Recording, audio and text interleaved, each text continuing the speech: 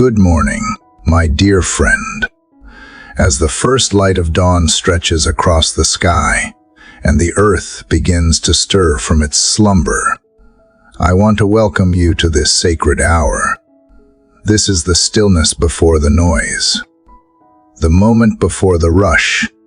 It is in this holy hush of morning that something deep inside us begins to awaken. The world has not yet made its demands.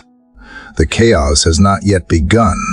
It is here, in the quiet glow of sunrise, that the soul finds space to breathe again. Imagine with me for a moment. A woman sits by her window, her hands trembling as she holds a letter she never wanted to read. Her job is gone. Her savings are running out. Her child is sick, and the weight of it all presses on her like a silent storm. She has done everything she knows to do. She has stayed strong for everyone else, but this morning, her strength is gone. Her hope feels thin. Her prayers, when she dares to speak them, seem to echo into emptiness. Maybe her story feels a little like yours. Or maybe you are carrying a different kind of burden, a fear you cannot name, a decision you cannot make, a grief that never quite lets go. We all carry something. We all walk through seasons when life does not make sense, when answers do not come, and when we wonder if anyone sees, if anyone hears. But it is in those very moments when we feel most lost, most fragile, that something powerful can begin to happen. Because brokenness is not the end. It is the doorway into a deeper kind of strength, a quieter kind of courage, a real kind of peace. That is what this time is for. This sacred time at the start of your day is not just a routine, it is a lifeline. It is where you stop carrying everything alone, where you stop pretending you are okay when you are falling apart, where you let go not because you are giving up, but because you are giving in to something greater. Over the next moments, we will walk together through a prayer that is not just words. It is a journey. It is the lifting of burdens you were never meant to carry. It is the realignment of your thoughts, your emotions, and your will with the one who holds all things together. This is not just a ritual. It is a release. This morning, I want to invite you to do something brave. I want to invite you to open your heart again, even if it feels bruised, even if it feels tired, even if it feels numb, because there is something holy waiting on the other side of surrender. There is a peace that does not depend on circumstances, a joy that cannot be shaken, a hope that rises not from you but for you. Faith is not the absence of struggle. It is the choice to believe even when everything inside you doubts. And prayer is not about saying the right words. It is about showing up. It is about coming honestly, humbly, with all your mess and all your need, and believing that something changes when you do. Prayer does not just change outcomes. It changes hearts. It changes the way we carry things, the way we walk, the way we see. So if you are here this morning, whether with faith full or faith barely flickering, know this: you are not alone, and you are not powerless. There is strength available to you. There is grace for this day. There is wisdom for the next step. But it begins not in striving, but in surrender. Are you ready? Take a deep breath. Quiet your heart. Let this be more than just a moment. Let it be the beginning of something sacred. Dear Heavenly Father, this morning I come to you not with polished words or proud declarations, but with a heart that feels heavy and tired. I come carrying more than I know how to hold, and more than I have ever wanted to admit. It is early and the world outside is just beginning to wake up, but I have not slept well.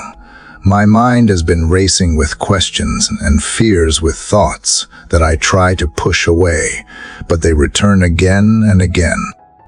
I feel the weight of responsibility pressing on my chest, and I do not know how to lift it on my own.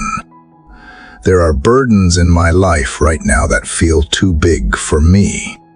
Some of them are loud and obvious, and others are quiet, but persistent gnawing at the edges of my peace. I do not even have all the words to name them, but you see, you always see. You know what I am carrying, even when I try to hide it behind a smile or bury it beneath a busy schedule. And so today, in this moment before the noise of the day begins, I lay these burdens before you. I confess that I have been trying to hold it all together. I have been pretending that I am fine when I am not. I have been trying to fix things that are out of my control and carry weights I was never meant to bear. It has made me anxious and short-tempered. It has made me doubt myself and at times even doubt you. But I am tired of pretending, and I am tired of trying to do it all on my own. So I bring myself here just as I am, and I ask you to meet me in this place. I do not know how to fix the broken things. I do not know how to change what hurts. But I believe that you are near to the broken-hearted, and that you care about every detail. I believe that nothing is too small to bring before you, and nothing is too big for you to handle. So here I am with my imperfect faith and my messy emotions, asking you to carry what I cannot. I bring you the weight of my relationships, the tension that I do not know how to resolve, the words I wish I could take back, and the wounds I wish would heal. I bring you the burden of finances and the stress that comes from not knowing how ends will meet. I bring you the ache of lost, the questions without answers, the dreams that have been delayed or denied. I bring you the fear of failure, the pressure to perform, and the exhaustion that comes from always feeling behind. I lay it all down before you, not because I want to give up, but because I want to trust you more than I trust myself. I am learning that surrender is not weakness. It is wisdom. It is strength in its purest form, because it says, I do not have to be everything. I just have to come to the one who is. I do not have to know the way forward. I just have to follow the one who does. If I am honest, God, sometimes I do not feel strong enough to pray. Sometimes the words catch in my throat or my mind feels numb. But even then, even now, I believe you are listening. I believe that just by showing up in this space and whispering your name, something shifts. Something begins to change. Because prayer is not about eloquence, it is about honesty. And here in this early hour, with nothing to prove, I am being honest with you. I feel overwhelmed. I feel afraid. I feel like I am holding my breath, waiting for something to break. And maybe that something is me. But if I have to break, let it be in your hands. If I have to fall, let it be into your arms. Because I know you are not afraid of my weakness. I know you are not disappointed by my struggle. You see me through eyes of compassion, and you meet me with kindness that never runs dry. So today, before I try to make a plan, before I open another message or read another headline, I open my heart. I open it wide to you. Come into this place, the messy places, the hurting places, the places I try to hide. Fill the rooms of my soul with your peace. Let it sweep through like a gentle wind at dawn, quieting every anxious thought, every frantic breath, every voice that says, I have to be more. Remind me who I am, not based on my performance or my success, but based on your love. Remind me that I am held even when life feels like it is falling apart. Remind me that this moment right here is not the end of the story. It is a turning point, a sacred invitation to walk lighter, because I am walking with you. I do not know how this day will unfold. I do not know what surprises or struggles it will bring. But I do know this: you are with me. You go before me and you stand beside me. And even now, even in the uncertainty, you are already working. So I choose to begin this day not with worry, but with worship, not with fear, but with faith, not with panic, but with prayer. Take these burdens, Lord, not because I want to escape them, but because I want to carry them with your strength instead of mine. Take these worries not because I am ignoring them, but because I trust that you are wiser than I am. Take this heart weary and worn and breathe life into it again. This is my first breath of the day, and I give it to you. This is my first thought, and I direct it toward you. This is my first act of surrender, and I do it with trembling hands but a willing spirit, because deep down I believe that you are good. Deep down I believe that when I come to you empty, you fill me. And deep down I believe that this morning can be different, not because circumstances will change instantly, but because I am not facing them alone. You are here. You are always here. And that is enough for now. Father, if you are still listening, and I believe you are, then let this be the moment where I stop pretending that I am strong and let my cry reach you without filters or formality. I do not want to dress it up today. I do not want to hold anything back.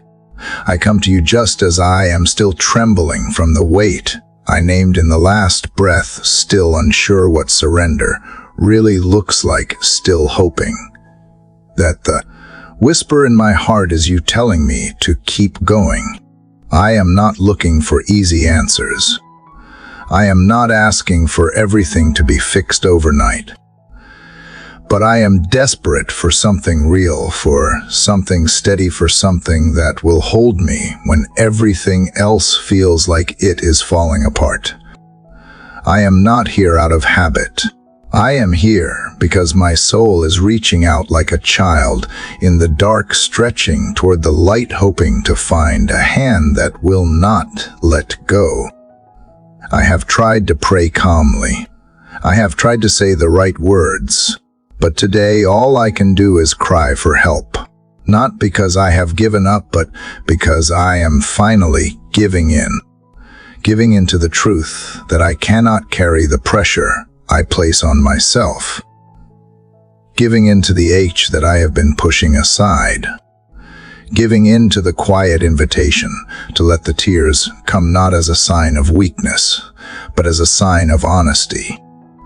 I feel like I am drowning in my own expectations, in the needs of those around me, in the silence that follows every prayer I thought you would answer by now. I do not understand why some things stay broken or why healing takes so long. I do not know why closed doors feel so final or why good efforts sometimes lead to disappointing results. But I know you are still God, and I know you still care. So I lift my eyes from the flood I feel caught in, and I reach out for you. Not for a quick fix, but for something deeper, a rescue that begins in the soul, a peace that makes no sense in the middle of this storm, a comfort that holds me even if the circumstances do not change. That is what I am crying out for today. not just for survival but for presence, for assurance, for you. I do not want to hide the hard parts of my story anymore. I do not want to bury the questions I am afraid to ask. So here they are laid bare in the early light. Why does it still hurt? Why does the loneliness linger? Why do I feel unseen even when I am surrounded? Why do I doubt when I know you have been faithful? I do not need explanations as much as I need encounter. I need to know you are here with me in the middle of this. I cry out to you not because I doubt your power, but because I believe it is my only hope. I believe you can still reach into this moment and breathe something new into it. I believe that even this H can be sacred if I place it in your hands. So I do. I bring you the parts of me that feel worn out, and the parts that are afraid to hope again. I bring you the silence that has been louder than words, and I ask you to meet me in it. Sometimes I wonder if you are waiting for me to finally get desperate enough to stop running in circles and simply fall at your feet. If so, then here I am. This is not me giving up. This is me giving you everything. No more polished performance. No more emotional numbing. Just the honest cry of a soul that needs more than comfort. A soul that needs communion. Because even when the words are few and the answers are hidden, I still believe you are the kind of God who sees through the surface, who hears the prayers that never make it past our lips, who answers cries we did not have the strength to speak. And that is why I will keep crying out. Not because I have faith figured out, but because I believe faith looks a lot like this, a cry in the dark that refuses to be silenced. If there is a way through this, if there is strength for today, if there is grace for what feels impossible, then I believe it is in you. Not in strategies or solutions or striving, but in the steady presence of a Father who holds even the messiest parts of me with tenderness. I do not have to clean it all up to come to you. I just have to come. So I come with my pain raw and unresolved. I come with the broken pieces of expectations that did not unfold the way I hoped. I come with hands that feel too empty to offer anything, and yet I give you this moment, because it is all I have. I come with a heart that still dares to trust even as it breaks. And I ask you to do what only you can do. Take this H and turn it into intimacy. Take this cry and turn it into communion. Take this surrender and make it into strength, not the kind that pushes forward, but the kind that rests in you. Let this be the moment that changes the way I carry things. Let it be the moment I stop carrying them alone. I am not asking for perfection. I am asking for presence. I am asking for your nearness to be more real than my fears. I am asking for the kind of peace that does not just visit for a moment, but stays. The kind that seeps into my breathing and anchors me through the unknown.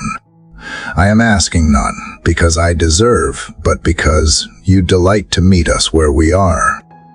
So if you are here, and I believe you are, then hear this cry not as a complaint, but as a confession. I need you. I need more than comfort. I need connection. I need a touch of heaven in the middle of this earthbound struggle. I need to be reminded that I am not forgotten, not abandoned, not alone. Even now, especially now. And if all I can do today is cry out to you, then let that be enough. If all I have is a groan or a whisper or a sigh, then let it rise to you as worship. Because sometimes the truest prayer is not well spoken, but simply honest. And today this is my honesty. I do not want to live a faith that hides when life gets hard. I want to live a faith that leans in even when I do not understand. So here I am, Father, wide open soul, trembling heart, and the quiet hope that you are still reaching for me too. Father, even as the H still lingers, and my heart continues its quiet cry, I begin to feel something stir beneath the weight, a small whisper that reminds me this is not the first time I have needed you. This is not the first valley I have walked through. This is not this night I have waited for morning to come, and found it eventually did. I do not know how long this season will last, but I know this: I have been here before, and you did not leave me then. So today I look back, not to dwell in the past, but to draw from it, not to reopen old wounds, to remember the way you have healed them before. I remember moments when I thought the story was over, when the door slammed shut and the silence stretched too far, and yet somehow you showed up. Maybe not how I expected, and maybe not when I wanted, but always when I needed. I remember sitting in a hospital waiting room, hands clenched, breath shallow, heart racing, and then receiving news that felt like a lifeline. I remember the late night phone calls, the quiet prayers, the shaking hands that found peace in the middle of chaos. I remember when provision came out of nowhere, when strength returned in the final hour, when peace flooded a room without warning and stayed like an uninvited guest that I never wanted to leave. These memories are not small, they are sacred. They are altars built from dust and tears, places where I saw your fingerprints, knew that even when I could not see the full picture you were painting, something good. I remember how you held me when the grief was too great and to name, how you whispered to my spirit when no one else knew I was breaking. How you stayed when I had nothing left to give. You stayed. You have been my steady place in a shifting world. You have been the breath when I had no words, the shelter when everything else gave way, and the light that somehow kept burning when every other source of hope went dark. And so now, as I face another unknown, as I sit in this present moment, still unsure of the next step, I let these memories speak louder than my fear. Because they are not just memories, they are evidence, they are proof that you are not only a God of ideas, but a God who moves, a God who intervenes, a God who walks into human moments and changes everything. Not always all at once, not always in obvious ways, but always, faithfully, always personally, always with love. I look back and I see the pattern, grace woven through disappointment, mercy hidden inside delay, love that never rushed but never abandoned. I see the moments when what I thought was the end became a new beginning, the places where my weakness met your strength and found that it was enough, more than enough. So today I bring these memories like offerings, not to relive, but to remind myself of what is still true. You were good, then you are good. Now you are present, then you are present here. You were faithful when I doubted, and you remain faithful now when my faith feels thin. Let these remembered miracles speak to the parts of me that still hesitate. Let them remind me that I am not starting from nothing. I am walking forward with a history of grace behind me. Let them settle the questions in my heart with a quiet certainty. You moved before, and I will see you move again. Even now, even in this very breath, I choose to remember not just the outcomes, but the nearness, not just the victories, but the presence, just the healing, but the hand that held me through the pain. You are not a distant God. You are the same yesterday, today, and forever, and my past tells the story of your faithfulness like a song I had forgotten how to sing. But I am singing again now, even if it is quiet, even if it is through tears, because memory has a way of making room for hope again. Memory has a way of waking up faith that has fallen, a sleep of lifting the eyes from the ground back to the heavens. So I trace the old stones where your name is carved, the quiet moments where I met you, the breakthrough, that on a date that looked like any other. The rescue came through means I never expected, the comfort that came not in answers, but in presence. And I let these stones speak. I let them preach to my doubt. I let them testify to the part of me that is still waiting, because I know that the God who met me there is still here. The one who held me then still holds me now. I am not just praying from pain today. I am praying from memory.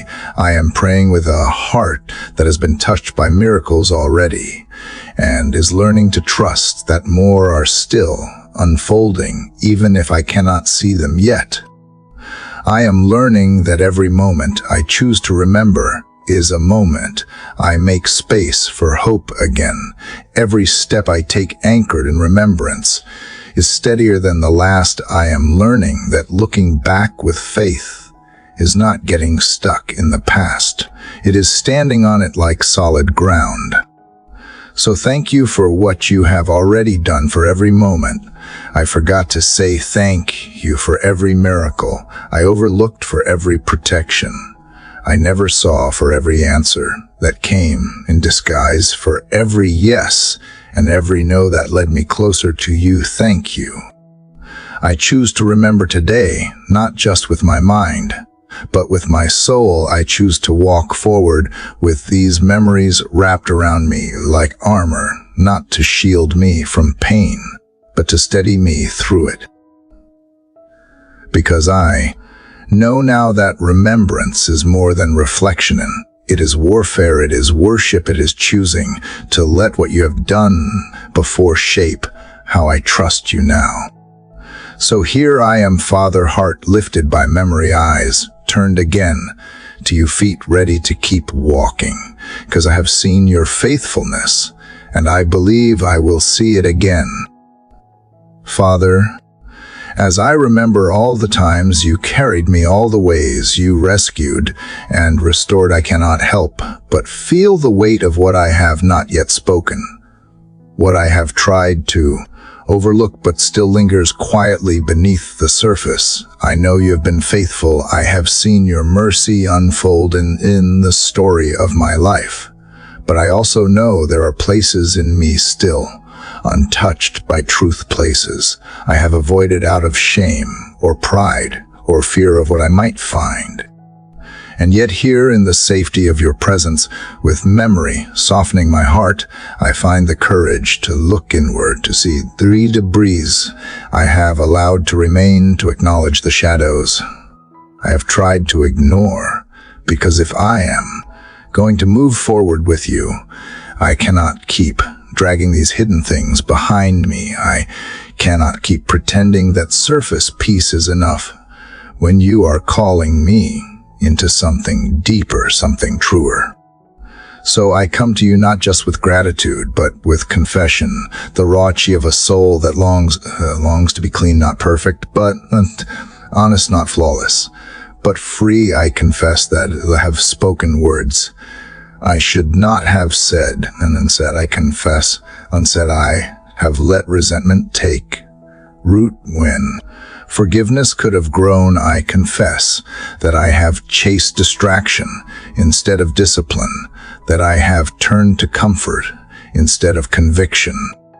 There are attitudes I have carried that do not reflect your heart, motives that grown from woundedness and fear, not from love. Their actions I regret, moments I wish I could do over, silences that felt safer than true apologies I let remain unspoken. And though I know grace is abundant, I also know that repentance is not simply being sorry. It is returning, it is turning, it is choosing once again to align my life with your goodness.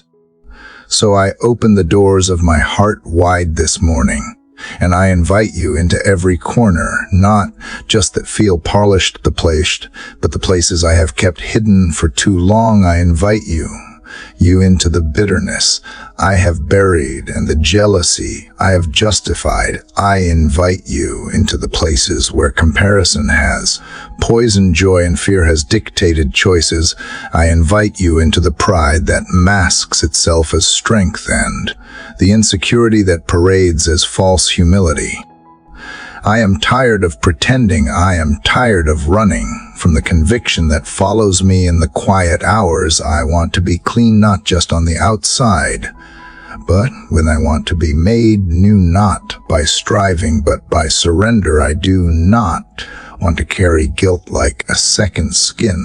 I want to shed it like old garments that no longer fit. I want to walk through this day with a heart unburdened, not because nothing is wrong, but because everything has been laid bare before you. And so I name it all. I name the shortcuts I took when integrity was harder, the excuses I made when obedience required cost, the moments when I cared more about being right and being kind. I bring you the selfishness, the stubborn refusiveness. To listen when listening was love. I bring you the rush to judge, the hesitation to bless, the ease which I forget grace and remember offense. I do not ask for you to overlook these things. I ask for you to transform them, to take the ashes and breathe life, to take what was twisted and make it whole. Again, I believe that repentance is not shame, it is invitation. It is the doorway to a lighter way of living, to a heart that beats in rhythm with yours, to a soul that is not afraid to be seen fully and loved anyway. You do not expose to condemn, you reveal to heal. And in that I find comfort, and that I find hope. You are not a God who shames. You are the one who lifts the head of the weary, who washes the feet of the ashamed, who writes redemption into the places I had labeled too far gone. So cleanse me, Father, not just from what I have done, but from the ways I have allowed it to shape me. Cleanse my thoughts that spiral into worry. Cleanse my words that carry too much sharpness. Cleanse my intentions that drift from purity, reactions that erupt from wounds not yet healed. I want to walk into this day light-hearted, not careless, but clean, not burdened, but renewed. Let repentance soften my voice and widen my perspective. Let it make me slower to speak and quicker to love. Let it shape how I see others and how I see myself, not through the lens of failure, but through of mercy. Let it be the posture I choose again and again, not once, but daily, and becomes the rhythm of my spirit until confession becomes home, not a punishment, but a practice that keeps me aligned with you. Because I do not want to just visit grace. I want to live in it. I want to build my life on it. I want to let it seep into my conversations, my decisions, my silences. I want to be marked by the kind of humility that only comes from having been forgiven, not once, but continually, not generally, but deeply. And when the enemy tries to remind me of what I confessed, help me remember that you have already removed it. When shame whispered stories, help me hear the louder song of redemption. When guilt tries to creep in through the cracks, help me seal the gaps with truth, and let truth stand guard over my mind and heart. I believe in your promise that when I confess, you are faithful, not reluctant, ready, not dismissive. Just I believe that confession is not the end of the deepening the relationship. That honesty does not push you away, it draws you close. Because you in truth, not performance. You delight in the broken who return, not the proud who pretend they never left. So here I am, Father, standing in the light willingly, not because I am fearless, but because I am done hiding, I am done carrying what you already paid to release. I am done pretending that brokenness makes me unworthy when it is the very thing that drives me into your arms. Let repentance clear the space where joy can grow again. Let it sweep through like wind through dusty rooms, until all that remains is what is real, what is holy, what is ready to be filled with you again. Father, now that I have opened my heart and confessed what was hidden, I feel the space that honesty creates, and yet in that space I also see the burdens. I still carry the ones I never named aloud, the ones I have worn for so long they feel like part of me. And yet you are calling me to set them down, not just to speak them, but to release them.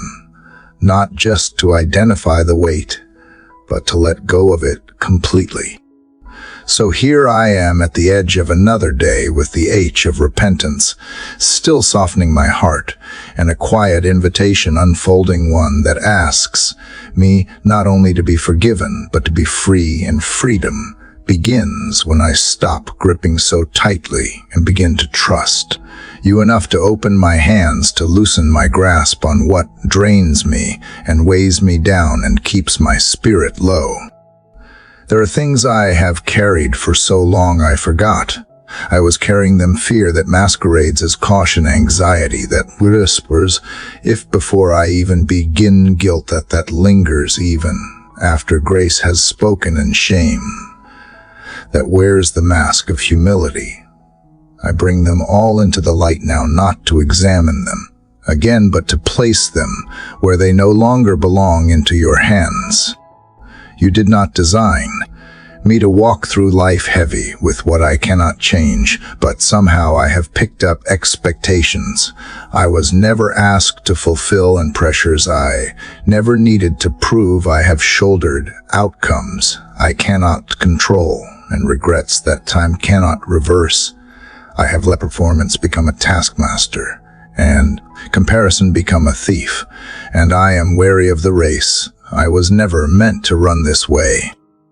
So I pause now, and with intention I name these burdens before you: the fear of failing, the fear of not being enough, the fear of being too much, the fear of losing what I love, the fear of disappointing those who trust me, the fear of not measuring up to the version of myself I thought I should be. And one by one, I place them in your care, not because they are insignificant, but because they are too significant to carry alone. I bring you the burden of decisions that feel bigger than my wisdom, the tension of waiting when no answers come, the heartbreak of trying to fix what is not mine to fix. I bring the pressure to be strong when I am tired, the burden of leadership when I feel lost, the responsibility of others' expectations when I barely understand my own. And I bring the quiet griefs that build up quietly over time, the sadness that does not demand attention but lingers, the moments of disappointment that seem too small to mention but still chip away at joy, the loneliness that shows up even in a crowded room, the longing to be understood without always having to explain. These are the weights that cling like dust and drag like chains, and you are asking me now not to make sense of them, not to carry them more efficiently, but to let them go, to set them down with full trust that you are not only willing to take them, eager to do so, that you do not shake your head at my slowness or shame me for my struggle, but reach for my burdens like a loving parent seeing a child exhausted from holding what is too heavy. So here I am, God, releasing these loads, not symbolically, but actually laying them at your feet, trusting that you do not lose what I entrust to you, that what I place in your hands will not be dropped or dismissed or delayed, but carried with wisdom and care and grace beyond my own.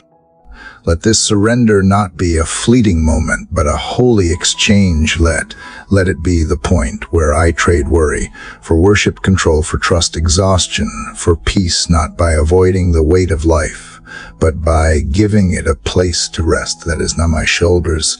Let me feel the difference in my body, in my breath, in the way I move through this day, a lightness that comes not from ignorance, but from confidence in who holds what I release. And when the thoughts come racing back, trying to remind me to worry again, to pick up what I laid down, help me remember that surrender is not a one-time act, but help me come back again and again, not with shame, but with practice, until trust becomes instinct and release becomes a way of walking.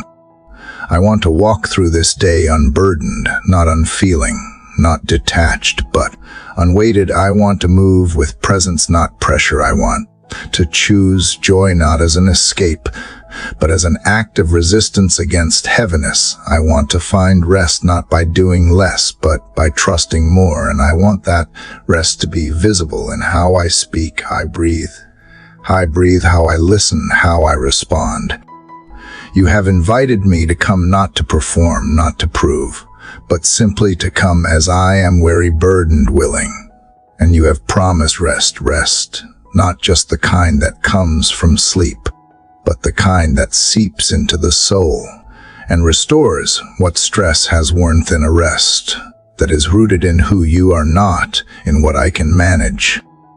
So I come with a full heart and tired hands, ready to make this divine exchange. All the things I was never meant to carry, for all the things you always promised to peace, for pressure, clarity, for chaos, steadiness, for striving. And I ask that you make this a sacred moment, one I can return to when my shoulders grow tense again, one I can recall when my thoughts grow crowded, one I can stand on when life grows uncertain, a moment where surrender was not just a word, but an action, a choice, a turning point. Father, I place it all down now, and I ask for nothing more than your nearness, because when I am near to you, I no longer feel alone in the weight.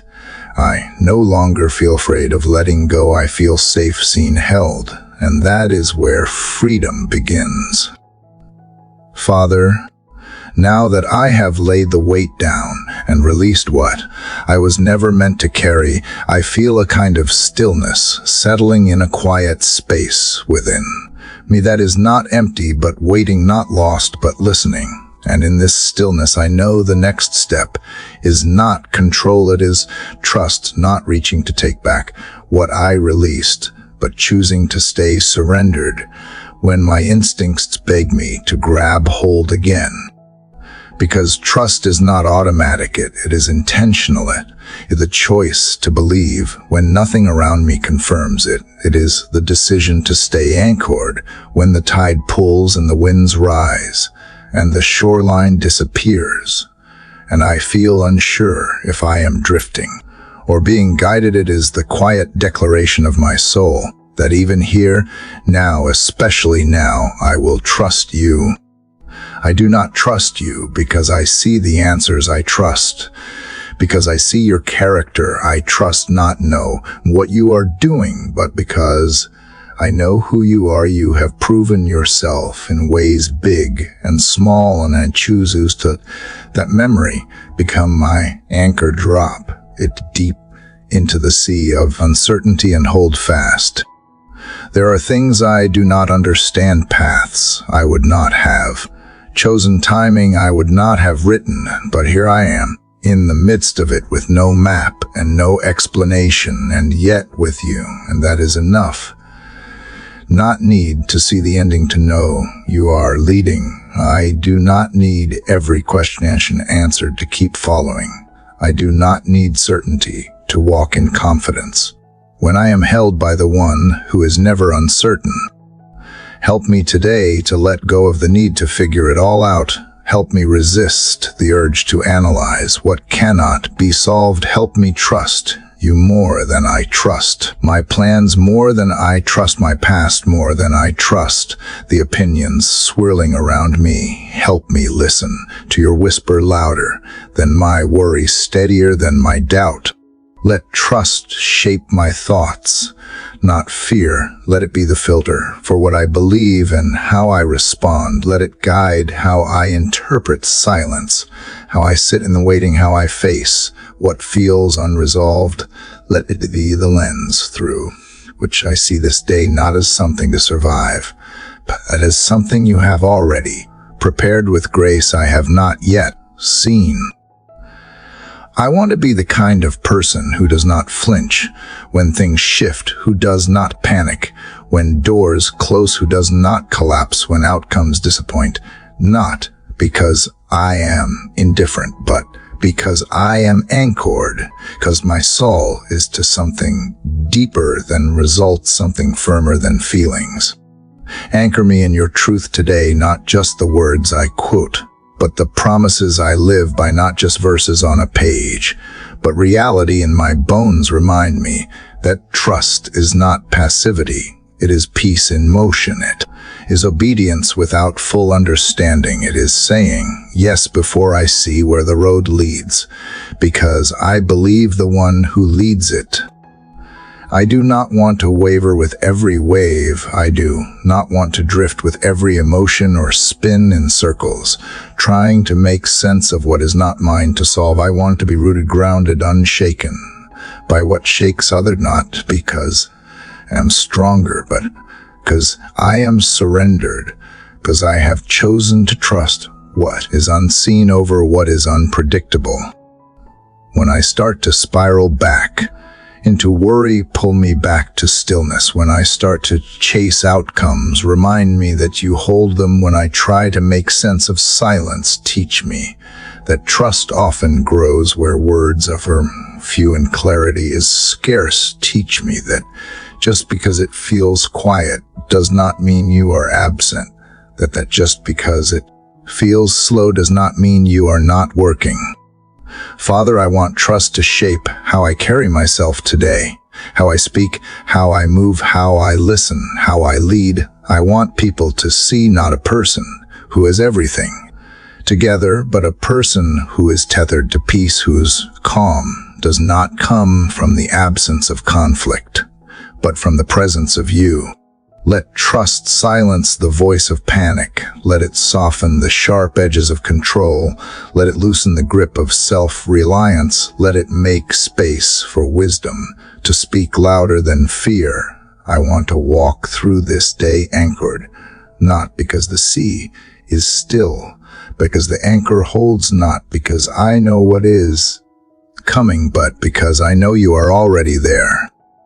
And even when trust feels shaky, even when doubts creep in, even when questions come flooding back, let that not disqualify me from choosing again to trust. Let every breath be another yes, every quiet moment another surrender, every an anxious thought an opportunity to plant my feet again on the truth of who you are. You have never failed me, not truly, not eternally, not. When I look with clear eyes, you have always made a way. If it was not the way I expected, you have always been kind. Even when life was hard, you have always stayed, even when I wandered. And that is why I trust you now. This trust is not built on outcomes, it is built on intimacy, it is built on history, it is built on the knowing that grows in the quiet places, the knowing that tells me, even that tells me if I never get what I think I need, I already have what matters most. I have you. So here I am, Father, heart unguarded, not because I am brave, but because I am anchored in truth, anchored in grace, anchored in you. And I will keep dropping that anchor again and again until trust becomes the rhythm of my life, the strength beneath my decisions, the peace that steadies me when everything else shifts. Father, even now as I anchor my heart in trust, I can feel the pull of impatience in the corners of my soul. Have laid down what I cannot carry. I've chosen to believe even when I do not see, but still I wait. And that waiting is its own wait, sometimes quiet, and sometimes loud, sometimes sacred, and sometimes frustrating. It stretches me in ways I did not expect and teaches me lessons I did not ask for.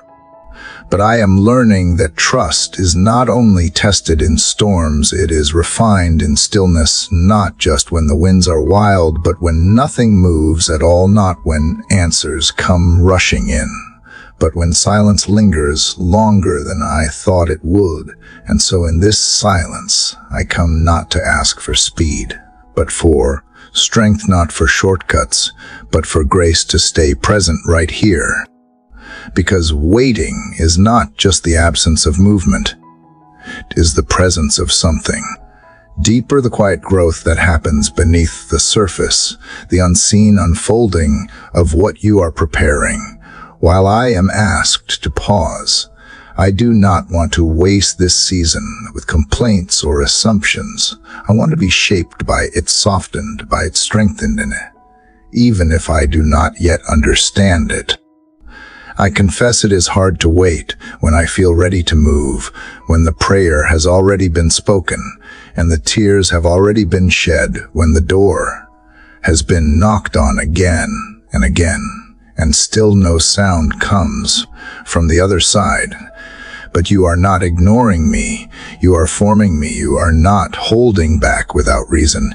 You are holding me in place until the time is right.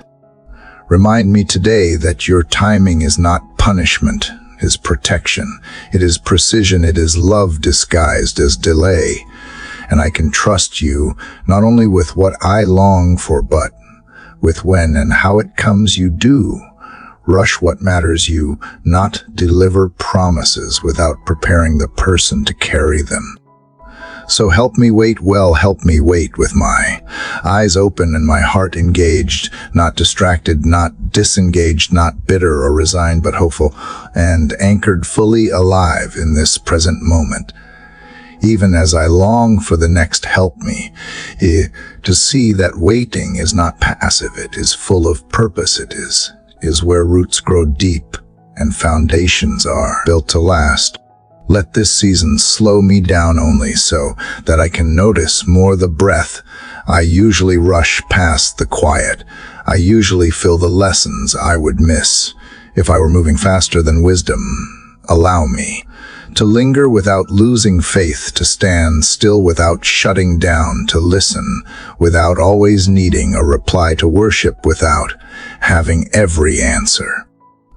And when discouragement creeps, and when the questions come louder, then peace, remind me of what is true, that you have not forgotten me, that you are not indifferent to the H of time, that you are working in ways I do not yet see, and shaping outcomes that are better than I could design on my own. Give me the kind of strength that is not loud but steady, not visible but unshakable, the kind that builds in the dark like roots expanding beneath frozen ground, preparing to hold the weight of what will come. Give me strength to resist false starts and temporary fixes, strength to stay when leaving would feel easier, strength to believe that stillness can be sacred too. Help me to stop measuring my life by visible progress. Help me to stop assuming that silence means absence. Help me to trust that what you are building in me during this wait will matter more than what I thought I needed right now. Let patience not just be something I tolerate, but something I embrace as a holy companion on this path. Because I do not want to miss the gifts hidden in this pause, the wisdom that only comes when time slows, though the gentleness that grows when time, and I stop forcing and sieving I to become someone who waits with courage, someone who does not need constant motion to feel secure, someone who is okay with letting things unfold in your time, not mine. Father, let waiting strip away the nourish, the need to prove and perform. Let it cleanse me of urgency that has no root in faith, and let it return me to the quiet trust that you are writing something beautiful even now. I do not want to look back on this season and only remember frustration. I want to look back and see faithfulness, mine and yours, faithfulness that kept showing up even when nothing else seemed to move, faithfulness that grew in the shadows, that deepened in the stillness, that proved itself not in outcomes but in endurance. If this season is a classroom, then let me learn. If this space is a garden, then let grow. If this silence is sacred, then let me revere it and not resent it. You do not waste time, you redeem it. And that includes the time I spend waiting with nothing to show but the softening of my soul. So I let go of timelines and deadlines. I let go of what I thought would happen. By now, I release the bitterness of delay and the pressure of comparison, and I return again to trust, not shallow trust, but deep kind, the kind that settles into the bones, the kind that believes waiting is not weakness, it is worship. Let me become the kind of person who knows how to wait with hope, not hope that everything will happen the way. I hope that whatever happens, you are with me and you are for me. And that alone makes the wait worthwhile. And when the breakthrough comes, when the answer arrives, when the season shifts, let me not forget the strength that was built here in this hidden hour. Let me not forget the fire you forged in quiet places. Let me carry it forward, not just as memory, but as identity. So here I am, Father, not rushing, not demanding, not closing my heart in the meantime, but keeping it open, letting it stretch, letting it breathe, letting it trust that even when nothing is changing, something is happening good, something holy, and that is enough for today. Father, I have waited and I have listened. And in that quiet space, something deeper has begun to rise, a longing, not just for answers, but for healing, not just for forward motion, for restoration from the inside out, not only for a change in circumstance, but for wholeness in places I forgot were even broken. I did not know how much I needed healing until the waiting slowed me down long enough to feel what had been buried beneath the noise. I come to you now not only with questions, but with wounds. That time alone could not close hurts that linger beneath my smile, pain that speaks without words, aches that surface at unexpected moments. And I do not want to ignore them anymore. I do not want to dress them up or hide them away. I want to bring them into the light. Because I believe you are not only the God who hears me, you are the God who heals me. So I bring you my physical body, every place of weakness, every tension, every hidden battle that no one else sees. I bring you the fatigue that I cannot seem to shake, the discomfort that slows me down, the pain I have learned to live with, but never invited you into. I ask you to breathe life, every cell, to restore every system, to touch what no doctor has been able to reach, who've been trapped by fear or trauma or unspoken. And I bring you my mind, the racing thoughts, the patterns I cannot seem to break, the worries that spiral faster than true truth catch them. I bring you the anxiety that wears so many faces, the fog that dulls my clarity, the unrest that keeps me awake. Even when I long for sleep, I ask you to speak peace into those places, to calm what is chaotic, to quiet what is loud, and to restore joy where weariness has settled like dust. I bring you my heart too, not just the pieces that are still beating strong, but the parts that have grown calloused or cold, the disappointments.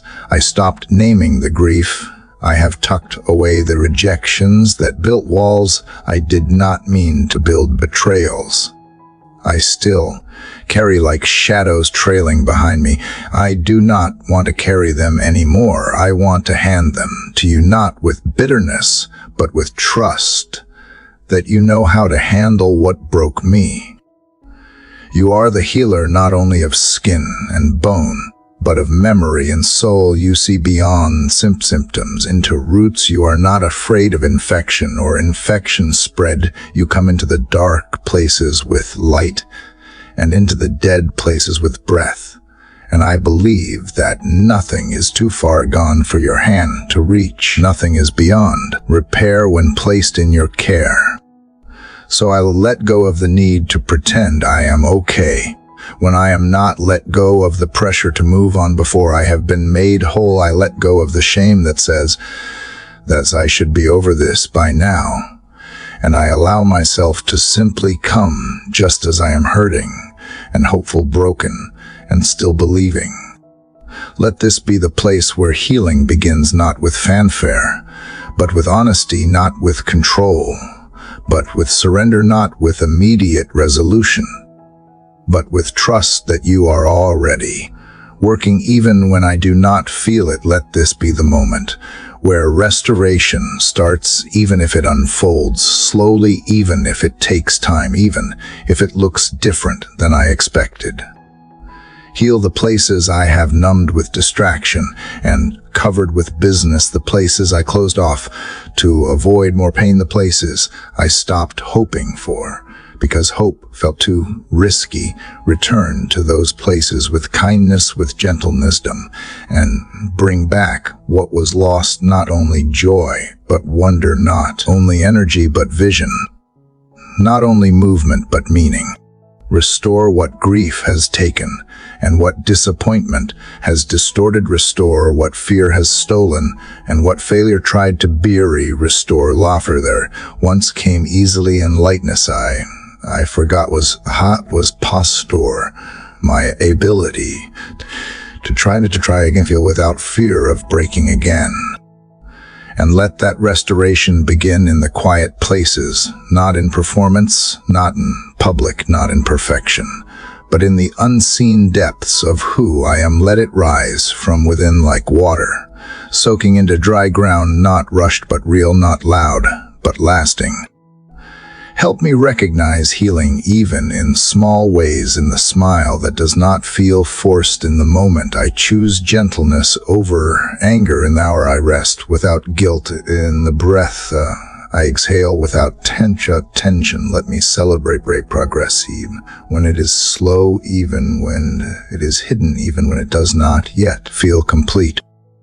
Father, I believe that restoration is not a return to how things were, but a becoming of who I was always meant to be. It is not going backward, but going deeper into the life you desire for me, a life not built around pain, but shaped by the grace that met me in the pain, a life that carries scars not with shame, but with testimony. Let nothing be wasted, no tear, no delay, no struggle. Let it all be woven into healing. Let every broken thing become a place for your glory to dwell, not because I earned it, but because you delight to make all things new, even the parts I almost gave up on. So I receive what you are doing even now. Even if I do not see it yet, I receive the renewal that is beginning under the surface. I receive the breath that fills dry places, the strength that returns without explanation, the peace that settles without warning. I receive it not because I am strong, but because you are kind. This is the beginning of restoration, not because everything is fixed, but because I am finally open to being made whole, not because the pain is gone, but because I trust that healing has already started, because you have seen me and you have not turned away, you have stayed. and that alone brings healing to places I thought would stay forever silent. Father, as you begin the work of healing within me as old wounds start to loosen their grip and hope begins to rise again, I feel the need for something deeper than momentary comfort.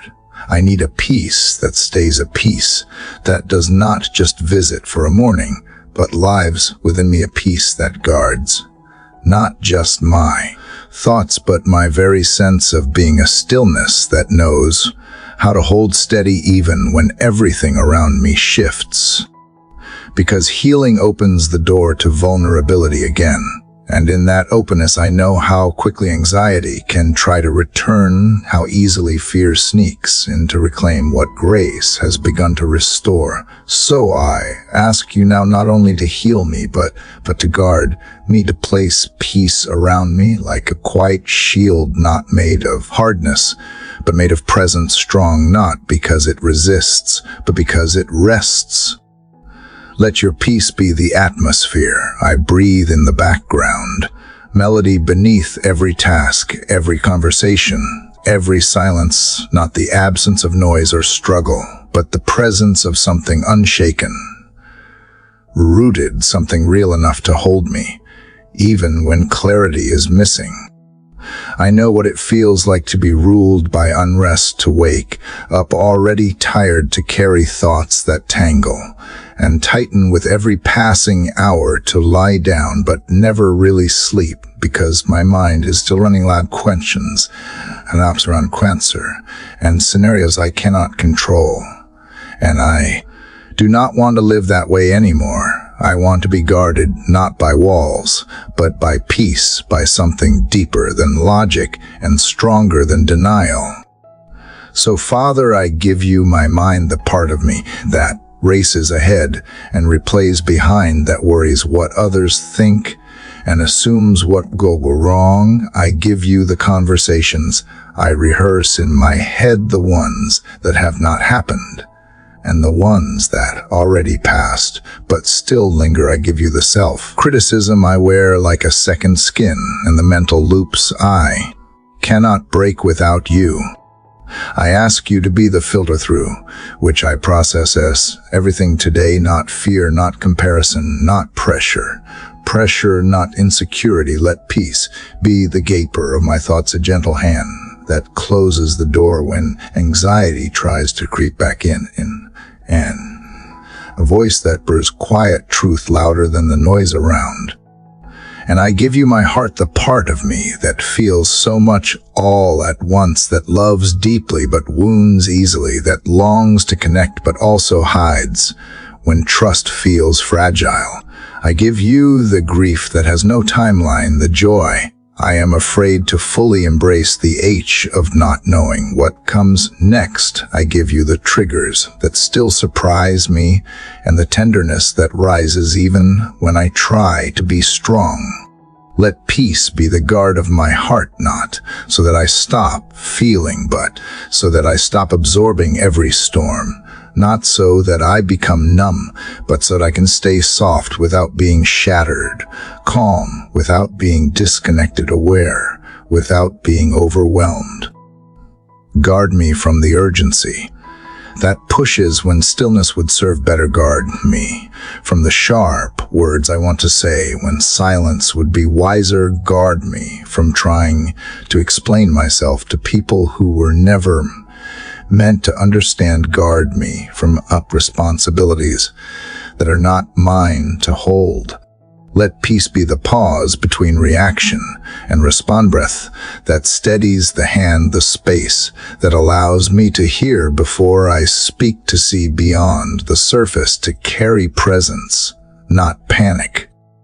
I do not ask for a life without problems. I ask for a soul not ruled by them. I do not ask to avoid tension. I ask to stand in it without being pulled apart. I ask not to escape pain, but to walk through without losing the softness I have fought to regain.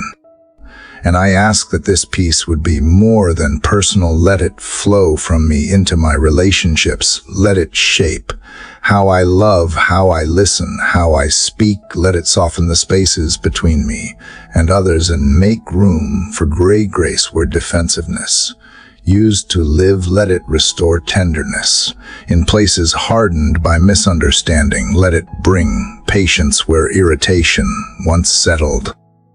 Let my presence be peaceful, not as I try to pretend, but because I have been held, because I have sat in stillness and let breathe into my chaos until I carried that breath into the world around me. Remind me that peace is not passive, it is active. It is the choice to trust when I want to control, the choice to release when I want to grasp, to rest when I want to strive. Remind me that peace is not ignoring the hard parts, it is entering them with you beside me, knowing I am not alone and never will be. Even when circumstances press in, let peace press deeper. Even when questions rise, let peace rise higher. Even when storms rage, let peace remain anchored, because peace that comes from you does not shatter. When the surface breaks, it steadies when everything else trembles. So today, let peace walk with me into every room, a task, every unknown, every interruption. Let it show up in my tone, in my posture, in my pace. Let it be the echo of my steps and the undercurrent of my thoughts. Let it remind me again and again that I am held by something greater than fear and covered by something stronger than doubt. Let me return to this truth every time I feel overwhelmed, that your peace is not distant, it is near it. It is not reserved for the end of the trial, it is offered in the middle of it. And I receive it not but because I deserve it, I need it, and because you promised it. Father, let me live from this place, not perform for it, not chase it as if it can be earned, but wake each day already ready, wrapped in it, already surrounded, already guarded. Let this peace become my default, not my exception, not my emergency plan. Let it be how I begin, how I endure, and how I end every day, with breath that is steady, with eyes that are clear, and with a heart that knows peace is not the absence of trouble, it is the presence of you. Father, as peace settles around me like a quiet covering, I begin to hear more clearly the voices did not realize were still speaking, the ones that have followed me from childhood, from disappointment, from failure, the ones that shaped how I saw myself before I ever asked who you said I was. And now that have laid down burdens, now that I am no longer bracing against the storm, I notice the weight of identity that I have been carrying without knowing. Because even when the soul is quiet, the questions remain. Who am I really, beneath the roles, beneath the effort, beneath the image? Who am I when no one is watching, when nothing is performing, when all that remains is the still voice inside? And Father, I need your answer, not the one the world offers, not the one shaped by seeds and status, but the one that remains when everything else fades. So I come to you not asking who I need to become, but asking to remember who I already am in you, not because of merit, not because of talent, not because of comparison, but because you made me, you named me, you called me yours before I knew how to earn or prove or please. Remind me again that I am not what do, I am what I have or have not achieved. I am not the worst thing I have done or the best compliment I have received. I am not the total of my mistakes or the sum of my applause. I am not the version of me others see or the version I try to project. I am not even what I feel on the hardest days or believe in my lowest moments. I am who you say I am, and that identity cannot be taken, fractured, diluted, or destroyed. It is more than affirmation, it is foundation. It is not a mood or mindset. It is truth eternal, steady written before I breathed and sealed in the heart of Christ. I am loved with no expiration, chosen without condition, known without rejection, adopted into a kingdom, not by birthright, but grace. I am not a guest in your presence. I am family, a project you tolerate, but a person you delight in, not a servant earning favor, but a child walking in the favor already given. Let that truth reach the places in me that still strive to prove, that still apologize for existing, that still hesitate to stand fully in the space you made for me. Let it silence the inner critic and soften the voice that says, I should be further along by now. Let it interrupt the patterns that keep me stuck in shame and remind me that I have been set free not just from sin, but from the lie that I must become someone else to be loved. I do not want to wear false labels anymore, the ones I picked up from past womb offhand comments, from years of chasing approval. I do not want to live under names that were never my names, like inadequate, unworthy, invisible, too much, or not enough. I bring them to you now. Every name I have answered to that did not come from your mouth, and I lay them down one by one. Call me by the name you gave me, the one that cannot be erased by failure or dimmed by fear, the one you have always spoken, even when I could not hear it. Let that name echo louder than doubt, clearer than culture, stronger than the voices that demand I shrink to fit their comfort. I am not forgotten. I am not overlooked. I am not late. Am not less. I am not broken beyond repair. I am not disqualified by my journey. I am not too damaged to dream again. I am not too lost to be found again. I am not too far to be brought home. I am seen by you right now, not for who I pretend to be, but for who I truly am. And still you speak still. You love and call and cover and lift, and I receive that, not with resistance, but with reverence, because identity is not pride, it is position. It is not performance, it is belonging. Let this be the place where I stop chasing the illusion of who I think I should be and return to the truth of who I already am, a child held by the Father of light, a soul formed in love and marked purpose, a voice created to carry truth, not noise, a life filled with intention, even when looks quiet from the outside. And let this identity shape everything: how I walk, how peak, how I respond, how I forgive, how I lead, and how I rest. Let it dismantle comparison at the root and uproot insecurity before it bears fruit. Let it remind me that I do not have to shrink to be accepted or stretch myself thin to be valued. I do not have to wait for validation to live as though I am known. I do not have to earn peace or hustle for worth. I live from abundance, not lack, from connection, not competition, from grace, not fear. So I ask you, Father, write it on the walls of my soul. Again, this identity that is unshaken by storms, unaltered by seasons, and untouched by shifting standards. You do not change with public opinion or retreat. When I falter, you stay. And that staying is what defines me, not what I have done, but what you have declared. And as I carry this name into the day, let me remember that I do not walk alone. I walk as one sent, seen, called, and held. I walk as one who belongs, not because of what I offer, but because of who you are. I walk in the security of identity, not yet fully understood, but fully received. Let the way I show up reflect that I know who I am, not in arrogance, but in assurance, not in noise, but in knowing. And when I forget, bring me back here again, where identity is not a question, but a promise sealed by love.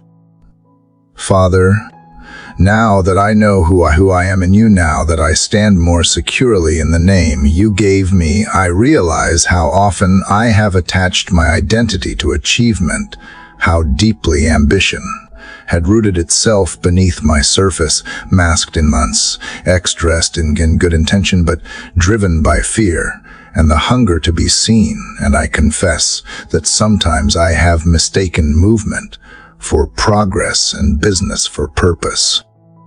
You see it all, Father, the race I have run without asking. If you set the course, the steps I have taken, just keep some with someone else's pace. The burdens I have picked up because I thought they were required, the ladders I have climbed led to places you never called me to be. And now I pause, not because I have failed, but because I want to be faithful, not only to what is good, but to what is God.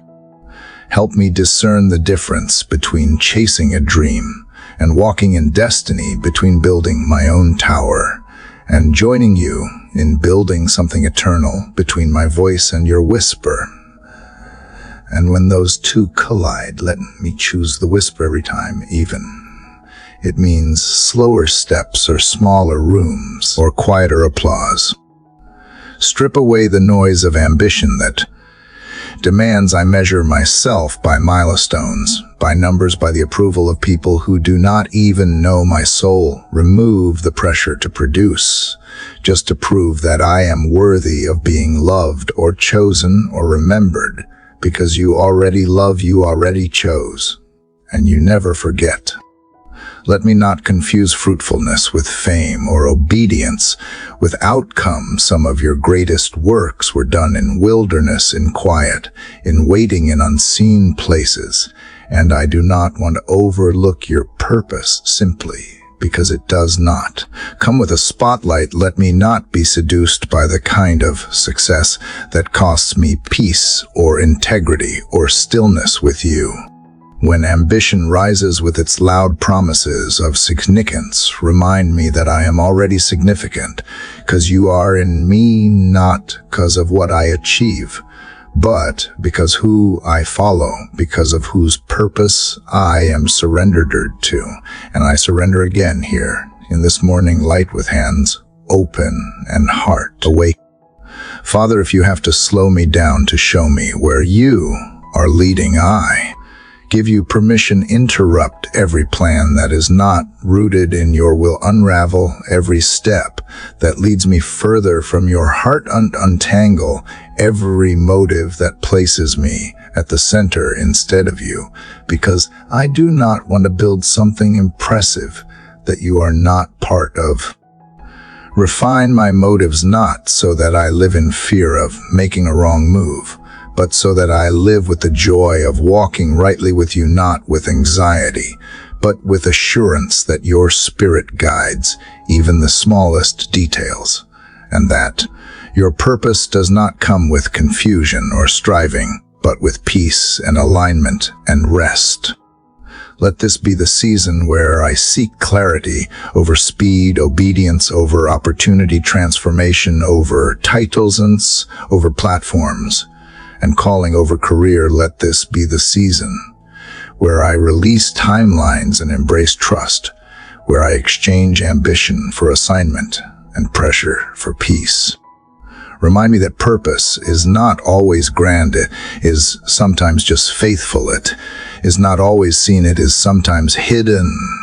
It is not always loud. It is sometimes soft. It is not always urgent. It is sometimes slow, and yet it is always sacred, because it comes from you. So today I lay down every ambition that is self-made, and I pick up what is God, even if it looks unfamiliar, even it leads me through unexpected places, even if it asks me to wait longer than I want or start smaller than I imagined, because I would rather be in the center of your will than at the top of any other plan. When I am tempted to compare my lane to someone else's, help me remember that I am not called to outrun them. I am called to walk with you, and behind, remind me that I cannot be late to a purpose that was written before time began. When I feel unseen, remind me that obedience is never wasted and faithfulness never goes unnoticed by you. Let me delight in the purpose that bears fruit slowly. Let me trust in the steps that do not yet make sense. Let me follow where you lead, if I do not yet know where it ends, because what matters most is not the destination, it is that you are the one leading me. Let this purpose be my anchor. When the world spins fast, let it be my compass. When ambition pulls hard, let it be my filter. When decisions press in, let it be my peace. When I do not see the outcome, but I know the one who sees everything. So take my dreams, Father, and shape them in the fire of your wisdom. Breathe into them the clarity of your Spirit. Sift through them with the kindness of your mercy, and return to me only what aligns with your goodness, what will glorify you, what will bless others, and what will make me more like Christ. Because in the end, I do not want to build something impressive. I want to become someone eternal, not successful in the eyes of the world, but faithful in the eyes of heaven, not known for what I did, but how. Remember, I followed, not driven by ego, but moved by grace. Keep me rooted in what is real, in what is lasting, in what carries heaven's weight. Let my ambition be for more of you, not more of the world. Let my purpose be formed in your presence and lived out in every word I speak, every step I take, every moment I offer back to you. Father, you see the hidden corners of my soul, the ones I try to keep closed, the ones where memories are heavy and regret hangs like dust on every surface. And even though I know you are near, even though you are love, shame still whispers from the shadows, reminding me of what I was and what I did and what I failed to be. It lingers in silence, in glances, in moments when I forget that grace rewrites everything. But I do not want to carry shame anymore. I do not want to keep wearing these invisible chains that you already broke. I want to call myself by names you never spoke over me: worthless, unclean, unworthy. I do not want to sit in the prison of my own past when you already opened the door. So Father, just as I gave you my plans, I now give you my guilt, not because I deserve to be free, but because you desire to free me, not because I am innocent, but because you are merciful. And I trust that you are not afraid of my truth, that you are not surprised by my brokenness, that you knew every mistake I would make and still chose me, still loved me, still called me your own. There is no place too deep for your mercy, no stain too dark for your blood, no past too complicated for your redemption. And if you do not define me by my sin, then why should I? If you not hold it against me, then why should I hold it against myself? Teach me to speak of my story not with shame, but with gratitude, not because it was easy or beautiful, because it brought me to the end of myself and into the arms of grace, because the pit I fell into became the place where I first heard your voice whisper, "Child, I am still here." Father, remind me that I am not what I have done, not what was done to me. I am not the moment I lost control, or the lie I believed, or the path when I was desperate. I am not the silence I kept when I should have spoken, or the words I said in anger, or the apology I never knew how to give. I am more than my past, 'cause you are more than my mistakes. Your forgiveness is not a theory, it is a lifeline, a temporary, it is eternal. It does not just erase, it restores, it does not just cover, it cleanses. And even when I still feel dirty, you call me clean. Even when I remember the fall, you see the rise. Even when I cry over what I broke, you are already rebuilding. So, Father, I open the door to those memories, not to dwell, but to release, not to relive, but to heal, not to shame myself, but to watch you shine light where darkness once lived. And as you walk through those rooms with me, help me leave behind every voice that tells me I am too far gone, too damaged, too late. Let the truth of your word be louder than the voice of my guilt. Let the power of the cross be stronger than the prison of my memory. Let the promise of your love be greater than the echo of my failures, because you said I am redeemed, and I choose to believe you. Help me walk through today, not trying to prove that I am better, not trying to hide what I was, but standing in the truth of who I now am, covered by grace, marked by mercy, carried by love, not perfect, but being perfected, not spotless, but being sanctified. When the enemy reminds me of my past, remind me of the empty tomb. When shame tries to sit beside me, pull me back into your presence. When my thoughts begin to spiral, help me fix my eyes on you and remember that nothing in my past has the power to define my future when I am held by the one who makes all things new. Let me not only accept forgiveness, let me live in it. Let me breathe it. Let me extend it to others who also carry their shame. Let me be a voice that says me too. And still, God, a voice that says, I have been there. And he stayed a voice. No story is too broken for redemption. Teach me to walk lightly, not because life is light, but because you carry what once crushed me. Teach me to lift my head, not in pride, but in hope, not because I have earned it, but because you have gifted. Let me wear grace like a robe, not tight and uncomfortable, but freely and confidently. And when I feel unworthy, remind me that worth is not a feeling, it is a fact rooted in the one who gave his life, not for the version of me I wish, but for the version of me I am today, raw and real and reaching for you. Father, if there are pieces of shame I still cling to, show me, gently break my grip, softly lead me to trust that letting go does not mean forgetting, it means forgiving, it means surrendering, it means believing you more than I believe my pain. Let this be the morning I stop apologizing for surviving the storm. Let this be the hour I stop minimizing the miracle of still standing. Let this be the day I stop letting shame write chapters in a story you already rewrote with grace. Because I do not want to build a future on fear. I want to stand on the truth that I am redeemed, not as a distant theological idea, but as a lived reality, with every breath, with every step, with every act of courage that says, shame, you do not own me anymore. Let me sing louder than the silence shame tried to keep me in. Let me dance even if the scars still show. Let me love even though I once believed I was unlovable. And let me praise you not in spite of my past, but because you never abandoned me in it.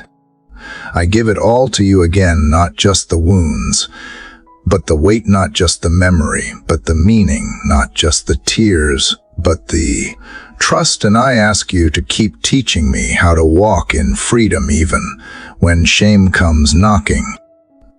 Father, since I have laid down the shame I once clung to, I now come to you as one who is still bleeding beneath the surface, because even though I no longer carry the wound, they throb in silence, they ache without words, they flare up in the middle of laughter, reminding me that healing is not the absence of pain, but the presence of your touch. So now I bring you the places that still hurt, the ones I never learned to talk about, the ones I buried beneath strength or silence or distraction, the memories that still make my heart wince, the moments that stitched fear into my story, and the names I gave myself out of survival instead of truth. Father, I do not want to numb these places anymore. I do not want to pretend they are fine or act they are too small for your concern. I want to be honest with you because I know you do not rush healing. You do not force forgetting. You do not shame me for needing time. Instead, you kneel beside me like a physician who is not afraid of the infection, but determined to restore what disease tried to destroy. I give you the cuts that still sting, the rejections that still echo, the grief that still wakes me in the early morning. I give you the silence that followed betrayal, the trembling that came after loss, the cold distance that grew where trust was once alive. I offer it not because I know what to do with it, but because you do. You are the only one who can touch what no one else sees. You are the only one who can reach where the words have run out, where therapy stops, where memory tangles, where logic cannot untie the knots and none. I know that when heal you not just cover you and wound, you transform it. So touch me here, God, in the place where I stopped believing it would ever get better, in the part of my heart that is still holding its breath, in the cracked foundation beneath everything that looks stable on the outside. Touch me, not with answers, but with presence, not with speed, but with patience, not with demands, but with compassion. And if the healing comes slowly, let it be sacred. Comes painfully, let it be purposeful. If it comes in pieces, let me celebrate every small sign of progress, even if it is just that I cried today, or finally admitted what happened, or allowed myself to feel without apology. Help me not to compare my healing to someone else's journey. Help me not to expect a timeline you never promised. Help me not to confuse delay with denial. You are working even in the stillness, even in the waiting, even when I feel stuck or numb or undone. Remind me that some wounds are not signs of weakness, but evidence of survival, that some scars do not ruin beauty, but enhance it, that some stories are only written through brokenness, turned into testimony. I want to believe again that healing is possible. I want to stop anticipating the next wave of pain and start expecting waves of peace. I want to wake up and not immediately check for bruises in my soul. I want to walk into relationships without flinching. I want to breathe without guarding my ribs. Father, meet me in the H and teach me to listen to what it is saying, not just that I hurt, but why not just that I am afraid, but where it comes from and how you are already rewriting the script behind the scenes. If I have made an identity out of pain, gently unravel it. If I have called myself damaged, repair the name. If I have grown used to the H, remind me. I was created for joy, remind me. I was designed for wholeness, remind me that I was never meant to live with my heart in pieces. I welcome you into the quiet corners where trauma still sits cross-legged waiting to be noticed. I invite you into the echoes where laughter turned into silence. I ask you to gently cleanse every room that bitterness tried to stain with its residue. Do not just fix me, show me how to walk with the grace of the wounded healer, the one who knows what pain feels like and still chooses love, the one who has bled and still chooses beauty, the one who remembers, but is no longer controlled by the remembering. Let your healing not only be internal, but visible. Let it in how I speak, in how I rest, in how I forgive. Let it in how I refuse to shrink. Let it be in how I show up unarmored and unashamed, because healed people do not hide. Father, if there are parts of me I have ignored because they were too fragile, show me how to hold them. Show me how to nurture them with truth. Show me how to place them in your care and not take them back out of fear. If you are patient with my pain, let me be patient. That too, let me stop rushing through the discomfort and learn to sit in the process with you, trusting that even silence has purpose, that even stillness can be holy, that even tears are a kind of prayer. Bring people into my life who speak healing, not harm, who walk slowly, not forcefully, who hold space, not judgment. And help me be that person to someone else, because we all bleed somewhere, and sometimes we just need a hand that says, I see you and I am staying. Father, heal not just the pain, but the meaning I gave to it, the lies it told me about myself, the limitations placed on my joy, the labels it etched into my thoughts, and the fear it bred into my bones. Remove the infection, but leave the lesson. Pull out the thorn, but leave the awareness. Erase the sting, but keep the wisdom. And let me move forward, not with denial, but with depth, not with forgetting, but with grace. Let today be a step forward, even if I limp. Prayer be a turning point, even if the tears still fall. Let this morning be the moment. I believe that healing is not a myth, it is a promise, and you are the promise keeper.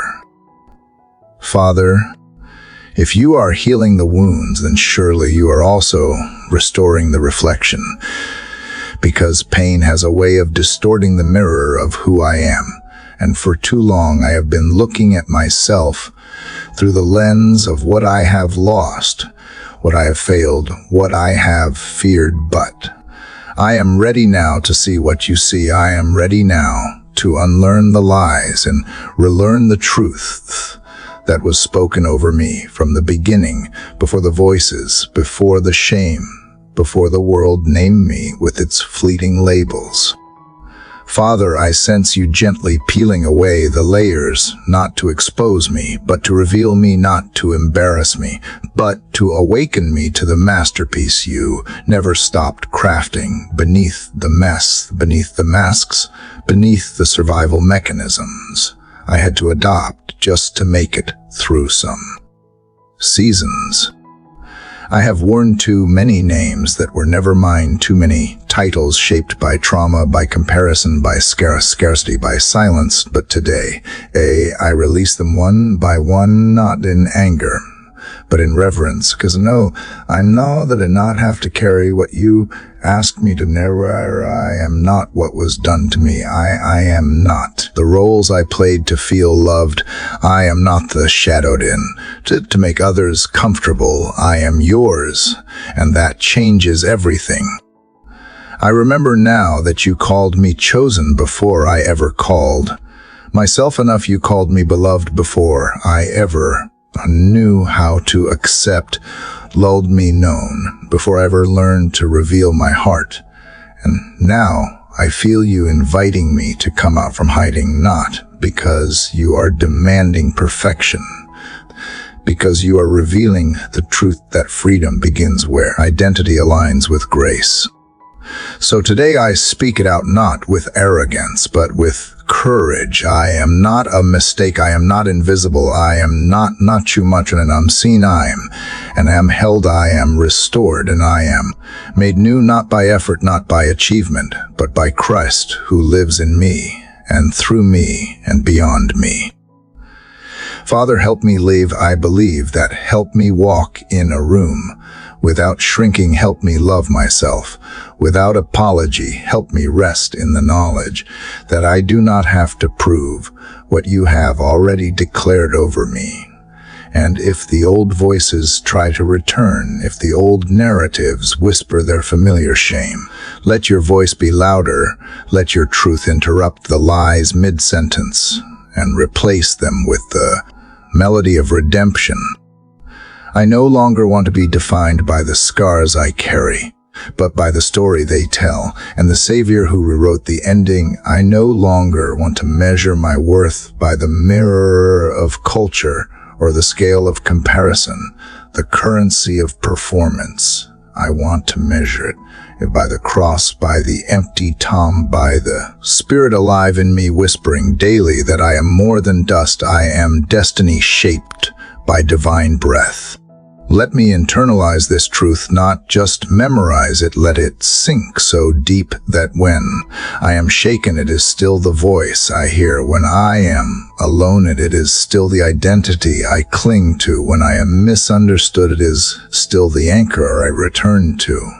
And when I succeed, it is still the humility I carry, because I know where my worth comes from and who holds it secure. Father, I confess there are still parts of me unsure how to walk in this identity. There are still parts that doubt still parts that want to run back to what was familiar but empty. But I bring even that hesitation to you, because you do not shame me for not being fully formed. Simply keep forming me gently, patiently, faithfully, until my reflection aligns with your intention. Show me how to love the version of myself that is still becoming, how to embrace the process without resentment, how to speak to myself the way you speak to me, not with criticism, but compassion, not with pressure, but peace. And if I stumble in this journey, if I forget who I am, remind me, not with punishment, but with presence, not with distance, but with closeness, not with fear, but with grace. Teach me to speak identity over others, to call out gold beneath their rubble, to see them not as problems to fix, but as people to bless, as stories unfolding, as dearly loved, as so, just as I am, because the more I discover who I am in Christ, the more I want that same freedom for everyone I encounter.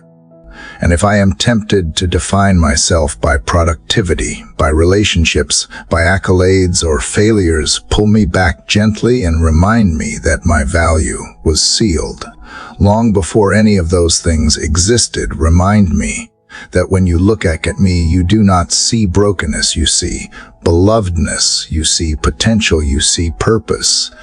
You see the image of your Son being formed in me. Father, help me create a rhythm of remembering. Help me build old altars of truth in my daily life moments, where I pause not just to pray, but to reaffirm who I am when the noise gets loud, when insecurity knocks, when the old names try to resurface. Help me answer with your word, not with striving, but with stillness, because in stillness I find who I truly am. Let me wear this identity like armor, not to fight people, but to stand firm against every subtle voice that tells me I am less than I am. Because I am not less, I am not broken beyond repair. I am not forgotten in a crowd. I am not overlooked in the dark. I am handpicked, I am restored. I am crowned with mercy and clothed in kindness, because you have called me your own. And so I say it again, not because I need convincing, but because I need reminding. I am yours, I am yours, I am yours. And if that is true, then I lack nothing. Then fear has claim, then shame has no residence, then rejection has no power, then doubt has no future. Father, thank you for showing me not just who you are, but who I am, because of you, not just what you have done, what that means for me, not just what you saved me from, but what you saved me for. And if today is another step into that identity, then let me take it boldly, humbly, fully, because I do not walk alone. I walk with the one who knew me before I knew myself and still called me worthy. Father, as I continue walking this path of discovering who I am in you, I realize how vital it is to guard what I think, to sift every thought tries to take root in my mind, because the heart cannot thrive in truth if the mind is still tangled in deception. And if yesterday you reminded me of who I am, today I need you to help me hold that truth steady in the face of the mental noise that tries to drown it out. There are so many voices, Father, loud opinions, fast scrolling timelines, subtle doubts, and disguised expectations that wrap themselves around my thinking. And I confess that sometimes, without realizing it, I agree with those voices. I adopt their narratives. I let them sit too long at the table of my mind, and suddenly I find myself anxious, striving, defensive, discouraged, not because you change, but because I let other sources reframe what you already settled. So this morning I bring you my thoughts, not just the clean ones, not just the thoughts that sound spiritual, but all of them raw, messy, unfinished, intrusive, confused. I lay them before you like scattered pages on the floor, and I ask you to show me which ones are rooted in truth and which ones need to be rewritten by your Spirit. Let this be the morning rhythm of my becoming, a daily renewal, not just a one-time epiphany, but a constant unlearning of what no longer serves the Spirit within me, and a relearning of the mind of Christ that has been gifted to me, not earned, not deserved, but freely offered as my compass through the fog of this world. Teach me, Father, to pause before I react, to notice what I am agreeing with before I speak, to be aware of the mental ruts I return to so easily, the well-worn paths of insecurity or judgment or fear that feel familiar but are not fruitful. And instead of running on autopilot, help me choose awareness. Help me choose, you help me choose to plant thoughts that produce peace, joy, gentleness, and faith. And when a thought comes in like a whisper that says, I am not enough, or that I have already failed, or that I have to prove myself again, let me hold it up to the light of your word. Let me test it, not by my feelings, by your promises, because your word is not theory to me anymore. It is oxygen, is the daily correction my spirit longs for, even when my flesh resists it. Father, I ask you to prune my thought life, not as punishment, but as preparation. Remove what is anxious so I can live at rest. Remove what is cynical so I can believe again. Remove what is bitter so I can love clean. Remove what is shallow so I can think deeply and dwell in the mystery of who you are and what you are doing, even when I do not fully understand it. Renewing my mind is not just a thinking positively. It is about aligning with truth. It is about surrendering not only my behavior, but the very beliefs that drive my behavior. And if there are lies, I have built my life around lies inherited from childhood or shaped by trauma, or spoken by someone who never knew the real me. I give you permission to break their power and replace them with words that breathe life, not fear. Help me not to be ashamed when I struggle in this area. Help me remember that transformation is not an event, but a process, that healing does not happen in an instant, but through daily decisions, daily awareness, turning back to eternally. If I wondered yesterday, even if I doubted, even if I spiraled, you are still willing to meet me here again with grace, fresh and ready. Father, I do not want to just manage my thoughts. I want to master them through you. I want to think with purpose, not by default. I want to create space in my mind for wonder, for worship, for stillness, for strategy, for love, for discerned wisdom, for laughter, and even for silence. And when my thoughts begin to race, when they become too loud to manage on my own, I want to learn to quiet them by returning to your presence, not through control, but through communion. Remind me that every lie I agree with has the power to lead me away, but every truth I meditate on can pull me closer. And I want my mind to be a home for truth, a sanctuary for the Holy Spirit, not a battlefield of confusion or a museum of old regrets. I want my thoughts to reflect the freedom I now walk in, not the chains I used to wear. Let this renewal be visible not only in my inner world, but in how I show up in conversations, in how I respond to criticism, in how I make decisions, in how I view myself and others. Let my renewed mind overflow in patience, when others rush in love, when others withhold in clarity, when the world is chaotic, and in confidence not in myself, but in the God who lives in me.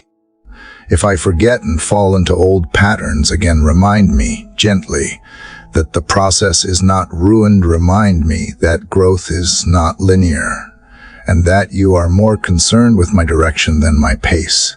And when I do not feel renewed, when my mind feels heavy or foggy or slow, help me keep showing up, keep choosing truth, keep returning to you, because every return is renewal. Thank you, Father, for never giving up on the garden of my thoughts, for tending it with such care, for planting seeds I did not even know I needed, for uprooting weeds I could not reckon on my own, and for walking with me through this transformation day by day, moment by moment, because in this walk, as I am learning to live from the inside out, not for approval, but from identity, not for perfection, but from presence, not for control, but from peace. I choose today to think differently, not just so I can feel better, but so I can live truer, so I can see clearer, so I can love wider, and so I can honor you not just with my actions, but with my inner life, the part no one sees but you. And may that be enough, not just for today, but for every day that follows. I continue being made new in the quiet renewing of my mind. Dear Father, I come to you still riding the wave of humility that washed over me in the previous moments. I feel its residue clinging gently to my soul, not as a burden, but as a reminder that I am not the author of my own story. As much as I may strive and wrestle and grasp for clarity, I am learning, Father, that surrender is not weakness. Surrender is trust. Surrender is sacred. And today, I want to explore what it truly means to give up control, not out of despair, but out of reverence for the one who sees beyond what I can see. There are days when I cling tightly to the illusion that I must manage everything. I chart plans, set expectations, and build my sense of worth on how neatly things align with my hopes. But real life refuses to obey my grasp. Things fall apart. People disappoint. Dreams take detours. And in the face of these unravelings, I confess that my first instinct is not always to turn to you. Often, I panic. I scheme. I blame. I try to hold together the pieces with trembling hands, yet none of my striving brings peace. Only surrender can do that. Only handing over the pen to you can allow the story to unfold in its intended beauty. Father, I think of a child asleep in the arms of a parent completely at rest. Completely unworried, because they are held. That is the image I want to carry today. I want to stop resisting the current of your will and simply float. I want to trust that wherever you carry me, even if the waters seem deep or unfamiliar, your hand remains steady. I want to live with the confidence that nothing is out of order when it is placed in your hands. I acknowledge the fear that keeps me from surrendering. The fear that if I let go, I will fall. The fear that if I stop pushing, nothing will move. But I also acknowledge that fear is not from you. You did not design me to live in a state of tension and panic. You created me for communion, for rest, for peace that transcends logic.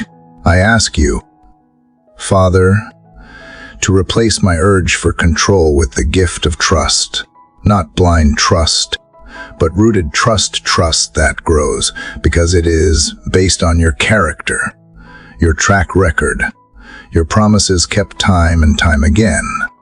Lord, I look back now on moments in my life where things did not go according to plan, and I see how, despite the mess, you made meaning.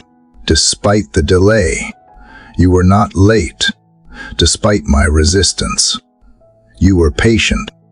What if the delays were actually divine pauses? What if the detours were protective redirections? What if all the things I thought were ruining my plans were actually you rescuing me from smaller dreams? Father, help me loosen my grip. Help me walk into this day with open palms, not just in theory, but in actual practice. Show me the areas where I am still trying to be my own savior, my finances, my relationships, my future. Show me the idols I have created out of certainty. Teach me to dismantle the altar of self-sufficiency I have unknowingly built. Replace it with a sacred trust in your sovereignty. I release my need to have all the answers. I release my obsession with outcomes. I release the pressure to prove something to anyone, including myself. I let go of timelines. I let go of comparison. I let go of the silent contracts I have made with myself that say, only if this happens, then I will feel worthy. I surrender them all to you. I do not want to live in constant negotiation with life. I want to live in radical acceptance of what you allow and what you withhold. I want to be someone who walks through this world with a quiet heart, not because everything is easy, but because I know I am not walking alone. I want my confidence to come not from having control, but from knowing you do. Father, I realize that surrender is not a one-time event. It is a daily, moment-by-moment invitation. Some days, I will feel bold in my trust. Other days, I may feel uncertain, but every day, I choose to bring that uncertainty to you. I choose to come back again and again, saying, not my will, but yours be done. Not because it sounds holy, but because I have tried the alternative, and it leaves me exhausted.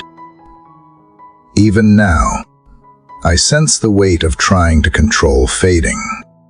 It is not gone completely, but it is loosening. There is space where anxiety used to be. There is room now for peace to take root, and in that space, I begin to breathe again, not the shallow breath of panic, but the deep, steady breath of a soul that is finally at rest. I thank you for that. I thank you for being patient with my clenched fists and teaching me, gently, how to open them. Let this day be marked not by how much I accomplish, but by how deeply I trust. Let my conversations, my decisions, my pauses and movements reflect a surrendered spirit. And if I forget midway through, remind me not with condemnation, but with compassion. Whisper to me, as a father to his child, that I am safe, that I am held, that I do not have to carry what is not mine to hold. I do not need to see the whole staircase. I just need to take the next step and trust that you are building something beautiful, something bigger than I imagined. Help me walk into the unknown, not with dread, but with awe. Because you are already there. You are already working. You are already weaving. And in that truth, I find peace. Father, as the dawn gently opens its eyes and light slowly spills across the edges of my heart, I find myself still echoing the surrender I whispered in the quiet hours before. Yesterday, I gave you my burdens, my questions, my grip on outcomes I could never truly control. But now, with the calm that follows surrender, comes the more tender, more trusting question: what happens when I let you lead, when I step aside, not out of defeat, but in reverence? How will you write the next lines of this journey I am still learning to live? I do not come demanding signs or clarity, but I do come with wonder. I come with trembling steps, not because I doubt you, but because I am still learning to trust myself in your presence, to know that when I follow, even blindly, I am not walking into the unknown, but toward the one who shaped the path with love. Lead me, Father, not because I am wise enough to choose the way, but because I am finally humble enough to ask. Each day brings choices, some loud, others painfully subtle. The pressure to decide, to move, to achieve, to prove, weighs heavy. Yet, what if the holiest decision I can make today is to pause and wait for your gentle nudge, instead of rushing toward what looks good but may not be right? What if true courage is not in movement, but in patience, in the quiet, waiting for a whisper instead of chasing the roar? Show me how to lean into that holy stillness. Train my ears to recognize the sound of your footsteps, not in thunder, but in soft impressions on the soil of my spirit. Lead me not with force, but with that unmistakable pull that stirs my peace, the sense that I am being drawn rather than pushed. And if your way is through wilderness, help me believe that even the barren paths bloom under your breath. Father, when I was younger in faith, I often prayed for open doors and clear skies. But today, I realize that following you is not always about ease, it is about alignment. Your path is sometimes uphill, sometimes narrow, sometimes shadowed, but it is also where I discover who I am when I am not the one holding the map. Let this be the day I trade my compass for trust, my plans for presence, and my striving for surrender. I admit, there are moments I resist your leading, not because I doubt your goodness, but because I fear the cost. I wonder if you will take me places I did not ask to go, or ask me to release things I thought I needed. But then I remember you have never led me to shame. You have never guided me to regret. Your ways have always, in time, proven better than mine, even when I could not see it at first. So help me today, Father, to walk slower, to look up more often, to let go of urgency that is not divine. Help me notice the doors you gently open instead of pounding on the ones you have closed for my protection. Help me to be brave enough to follow peace instead of pressure, your voice instead of my fears, your rhythm instead of the world's chaos.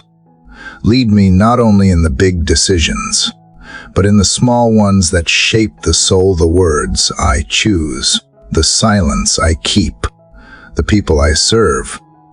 Let your direction be the pulse that guides my actions, not out of obligation, because I want to mirror your heart in mine. Teach me that following you is not a chore, but a dance, a movement of grace, of trust, of letting you take the first step and the next and the next.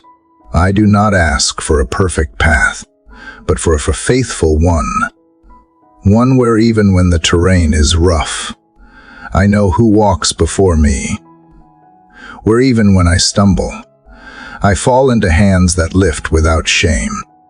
May I be so rooted in your leading that even detours become sacred and delays become classrooms of trust. And when I grow impatient, when I question if you are still near, remind me that the shepherd never leaves his sheep, even if the valley feels long. Let the memory of past provisions be the evidence that you are still guiding me now. Stir my spirit with testimonies of how you have led me before, and awaken my hope with the assurance that you are not finished yet. Father, I do not need to understand every step to take the next one. I just need to remember that you are good, and that your goodness is not based on my circumstances, but on your character. Lead me with love, guide me with mercy, hold me in the pauses, and propel me with peace. I no longer want to be the hero of my own story. I want to be the one who walked closely with her God, who let go of control not because she gave up, but because she finally believed she was safe in the arms of the one who sees the end from the beginning. Let that be my legacy, not perfection, not success, but trust. So here I am again, at the edge of another new day. No great plans to present, just a quiet heart and an open hand. Lead me, Father, not just where I want to go, but where you know I will grow. And if that path wins through shadows or silence or surrender, let me walk it anyway, as long as you are there. Father, just as I learned to let you lead, I now face the deeper challenge of trusting you. When the road ahead disappears into fog, I am learning that surrender is not a one-time decision, but a moment-by-moment act of faith, especially when nothing around me seems stable. The path I asked you to illuminate yesterday is still dim today, and though you lead, I am not always given the luxury of understanding. But Father, I am still here, still choosing to trust, even when my questions outnumber my answers. There are days when the silence feels loud, when I mistake your stillness for absence. In those moments, my heart trembles, not because I think you have left me, but because I realize how desperately I want to see the end from the beginning. I want clarity. I want certainty. I want the comfort of knowing how and when and why. But what you offer instead is presence, not explanations, but assurance. And I am learning, painfully and beautifully, that sometimes presence is the greater gift. I come to you now not asking for signs, but for strength, not pleading for revelation, but for peace in the waiting. Help me sit in the unknown without losing the posture of trust when my thoughts spiral into what-ifs and worst-case scenarios. Anchor me with the memory of who you are. You have never failed me. You have never abandoned me. And though I may not know what tomorrow holds, I know you hold tomorrow. Uncertainty strips away my illusions of control. It exposes my fragile attempts to manage outcomes and forces me to confront the reality that I am not the author of my own life.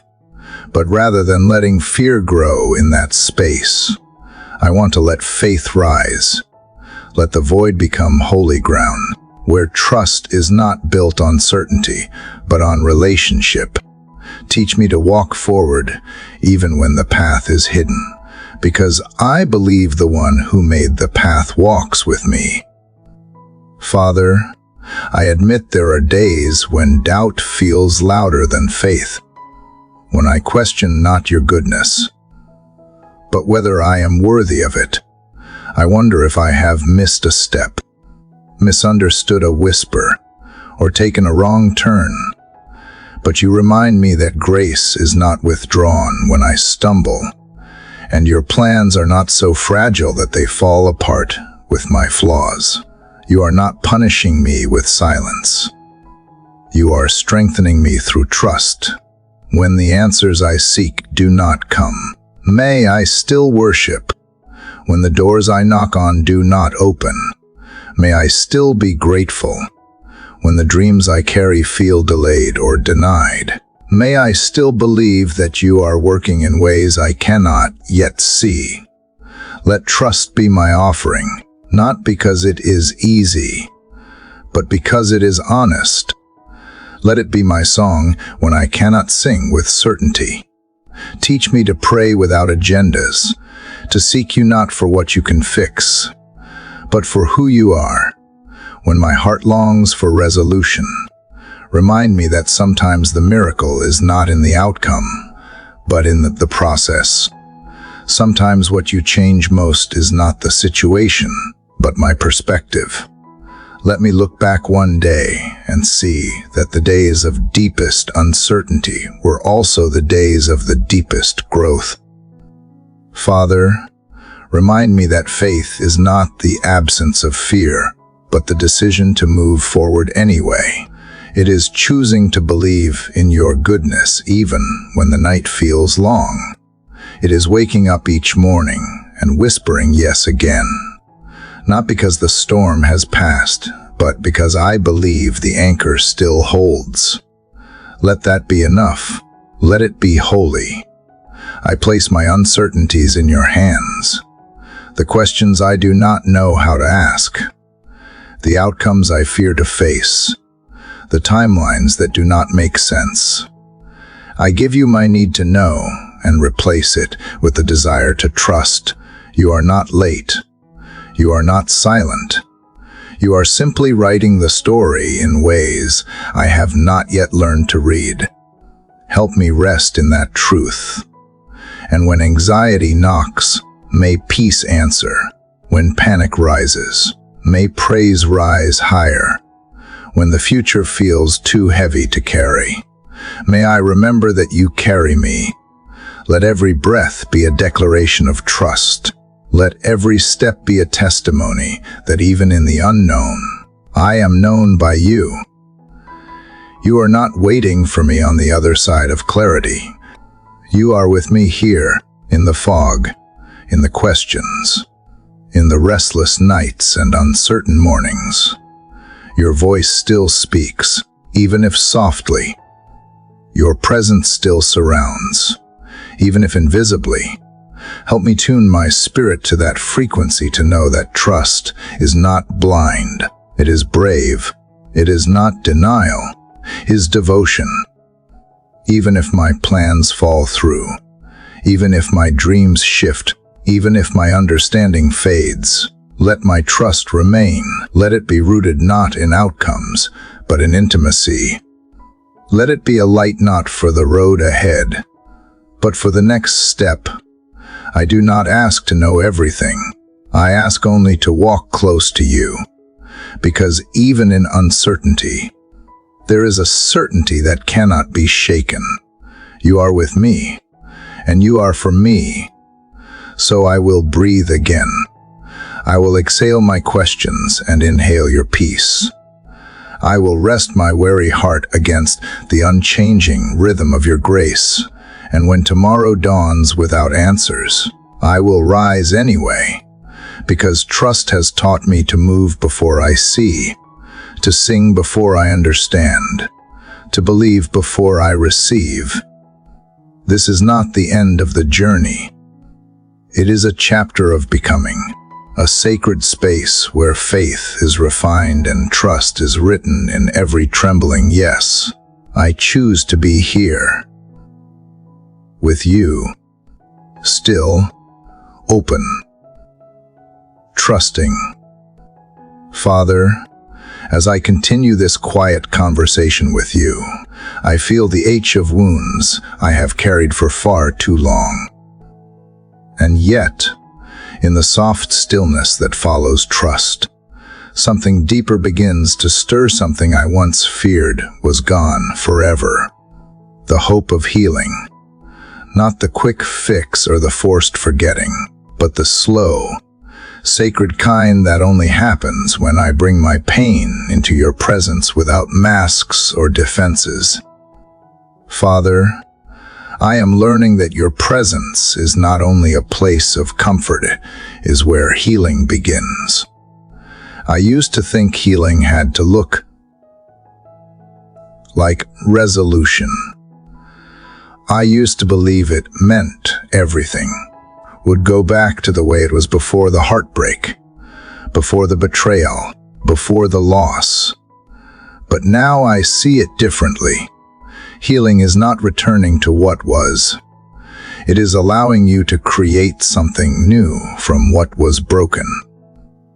It is letting light in through the cracks.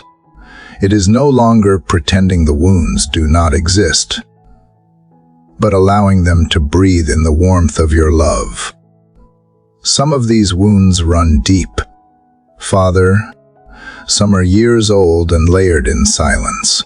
Others are fresh, still tender to the touch. They come from words spoken carelessly, from people who walked away, from moments I thought would destroy me. They come from disappointment, rejection, grief, and for a long time, I tried to carry them alone, thinking I had to be strong, thinking I had to hide them even from you. But I am here now, opening my hands. I am not hiding anymore. You are the God who sees. You see the scars no one else notices. You see the battles behind my smile. You see the weight behind my laughter. And you do not flinch. You do not turn away. You come close. You come near, not to demand that I hurry up and get over it, but to remind me that healing has a rhythm, and your rhythm is gentle. It does not rush. It does not push. It waits with me. Father, remind me that I do not need to heal alone. I do not need to fix myself before coming to you. I come as I am, with all my pain and all my longing. And you meet me here, not with judgment but with mercy, not with shame but with grace. You touch the places that hurt with tenderness, and you whisper that I am not beyond repair. You remind me that nothing is wasted, not the tears, not the waiting, not even the silence. Some days, healing looks like rest, not productivity,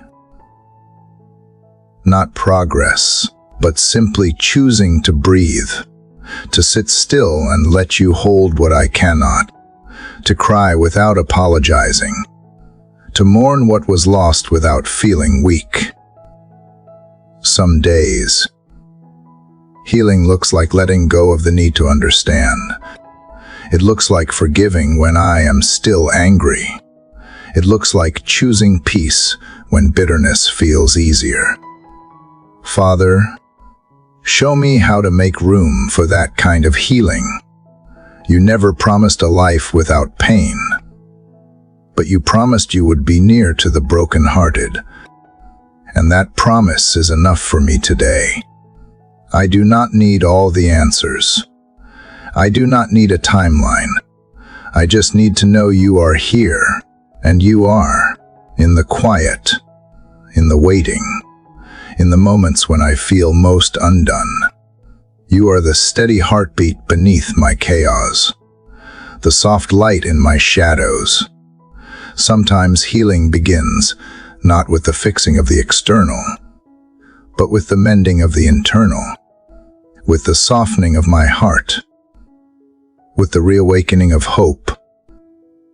So, Father, I invite you into those places I have kept hidden, into the disappointments I never dared speak aloud, into the fear that maybe I will never feel whole again. Come sit with me in those places. Come whisper truth over the lies that pain has tried to plant. I release my expectations of what healing should look like. I surrender the pressure to perform strength. Instead, I choose honesty. I choose vulnerability. I choose to believe that healing is not a destination, but a journey, a holy one, and I do not walk it alone. You walk it with me. Every step, every tear, every silent night, you are there, and your presence itself is healing. Even when my circumstances remain the same, your nearness changes everything. Even when the wound still aches, your peace settles in. Even when the past still haunts, your future offers hope. So I cling to you, not because you erase my pain, but because you redeem it.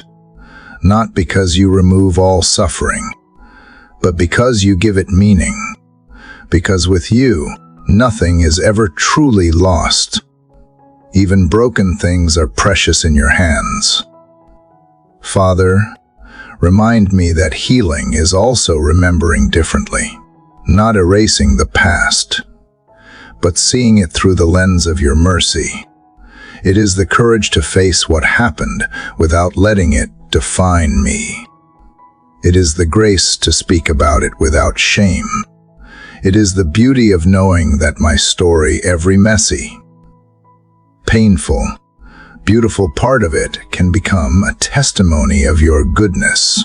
So here I am, laying my heart bare again, asking for healing, yes, but more than that, asking for you. Because you are not just the healer, you are the healing. You are the balm to my soul, the comfort to my grief, the rest for my exhaustion. And even as I wait for wounds to close, I will rest in the truth that I am already being made new in your presence.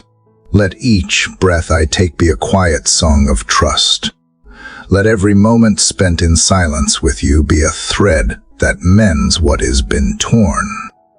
Let me remember that my worth is not found in how fast I heal, but in the fact that I am yours, even when I am still broken. Especially then, especially in the breaking. This chapter of healing may be slow, it may be quiet, but it is sacred, because it is here, in this place of surrender and stillness, that I meet you not as a distant God, but as my closest companion. You do not need me to be perfect. You simply ask me to be present, to show up, to let you in. And that is what I will keep doing, one breath, one prayer, one whisper at a time. Father, as I continue to sit in the stillness of your presence, I begin to notice something else stirring beneath the healing. Alongside the quiet comfort, there lingers a weight I did not expect to remain: guilt. Not guilt from one great mistake, but a soft, constant hum of feeling not enough, not good enough, not holy enough, not healed enough. And it is strange, Father, because I know you have met me with love, not shame, but still I find myself bracing for disappointment. And so now I bring you this part of my heart too, the part burdened by guilt and afraid of not measuring up. Sometimes, guilt disguises itself as humility. It whispers that being hard on myself is noble, that self-punishment is a form of repentance. But you, Father, never asked me to punish myself. You never once asked me to relive every failure in endless cycles of shame. You asked me to come to you. You asked me to rest. You offered grace, not guilt. And yet, I so often cling to guilt as if it proves I care enough, as if letting go of guilt would mean I am letting go of growth. But you are showing me something different.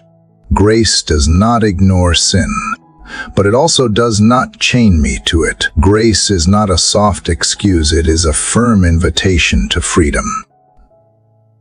And guilt, when it stays too long, becomes a prison where I keep myself locked away from joy, from connection, from peace. But you came to open the gates, not reinforce them.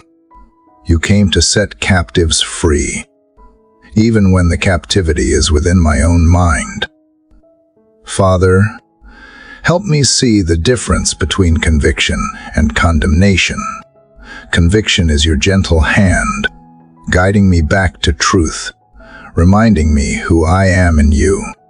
Condemnation is the voice that tells me I am too far gone, too flawed, too messed up to be loved. But that voice is not yours. You never speak in ultimatums or threats. You do not shame me into obedience. You draw me in with compassion. You invite me with kindness. And your kindness changes me in ways guilt never could. There are moments when I replay old choices like broken records in my mind, things I wish I had said differently, times I wish I had acted with more love, more patience, more courage, and guilt tells me I have missed my chance, that I have failed you too many times. But grace speaks louder.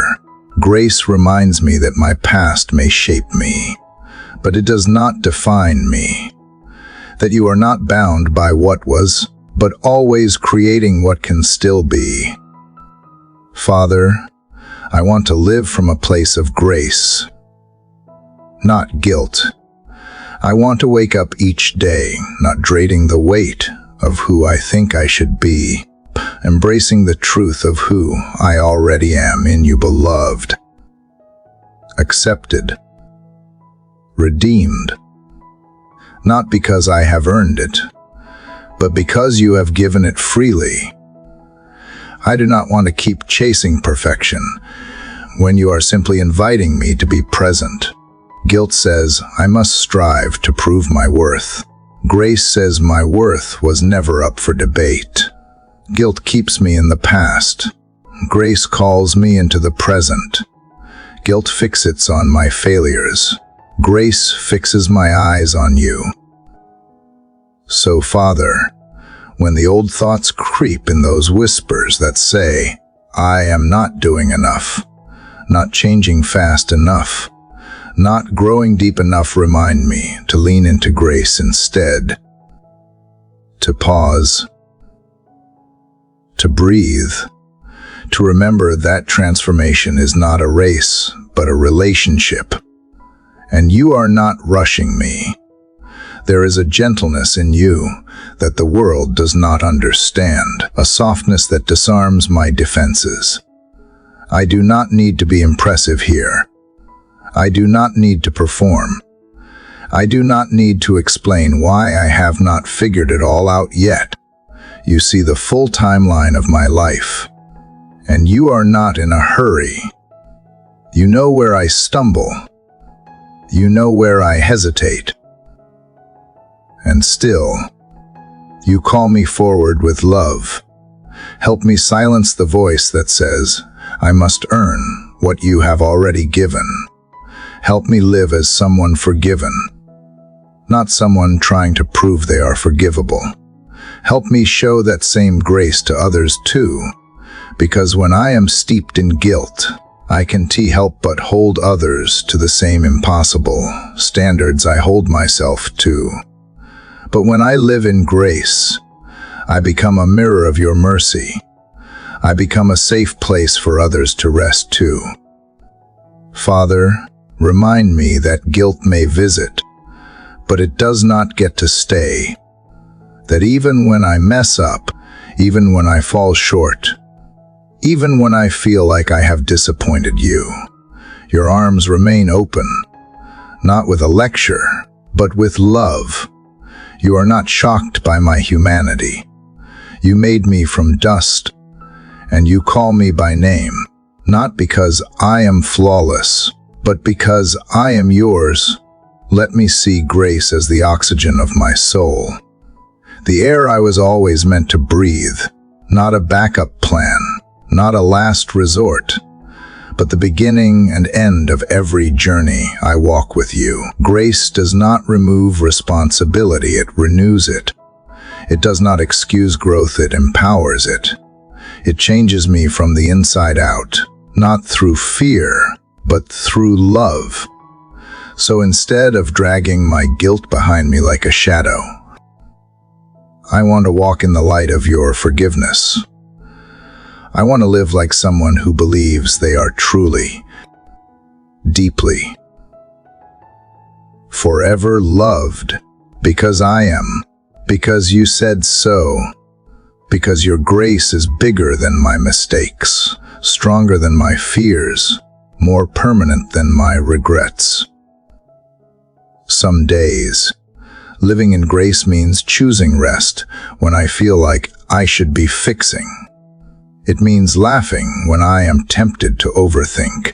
It means receiving joy as a gift, not a reward I have to earn. And on the harder days, grace looks like getting back up, trying again, praying even when the words feel messy, trusting that you are not disappointed in my weakness, but delighted in my return. Father, let this day be one where grace leads. Let it shape my thoughts, my words, my reactions. Let it fill the spaces where guilt once ruled. Let me remember that grace is not fragile, it is fierce. It is not passive, it is powerful. And it is mine because I belong to you. I release the guilt I have carried for too long. I release the story that says I am only loved when I am perfect. I choose the story you are writing instead, the one where grace wins every time, where your mercy is new every morning, where I am free not because I got everything right, but because you made everything right between us. And even as I continue to grow, continue to learn, continue to stumble, I will not let guilt write my identity. I will let grace speak louder. I will let grace carry me forward.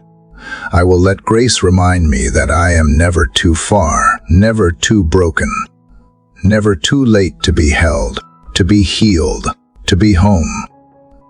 Father, just as I was learning to breathe in grace instead of guilt, you have begun gently shifting my gaze to another lesson, one that tests my patience and stirs my faith in hidden ways. The lesson of waiting, the journey through delays and detours. And while I wish I could say, I have always walked through them with peace, you know that so often I wrestle instead. I wrestle with questions. I wrestle with time. I wrestle with the fear that maybe things are falling apart instead of falling into place. But even in this space, I sense you are near. I feel your steady presence in the places where my plans have unraveled. I hear your quiet whisper in the pauses between progress, and I realize, Father, that detours are not always distractions, they are often divine directions. They may not make sense to me, but they are not senseless to you. There have been moments when the road seemed so clear. When I thought I knew exactly where I was heading, I made plans, I built expectations, I poured out hope. But then something shifted. Doors closed. Opportunities vanished. Paths became tangled. And in those moments, my heart cried out, why? Why now? Why this way? But you, Father, never left the scene. You were already waiting for me in the unexpected, already present in the delay. You have never promised me a path without interruption. You have only promised never to leave me on it. And that promise means more to me now than ever before.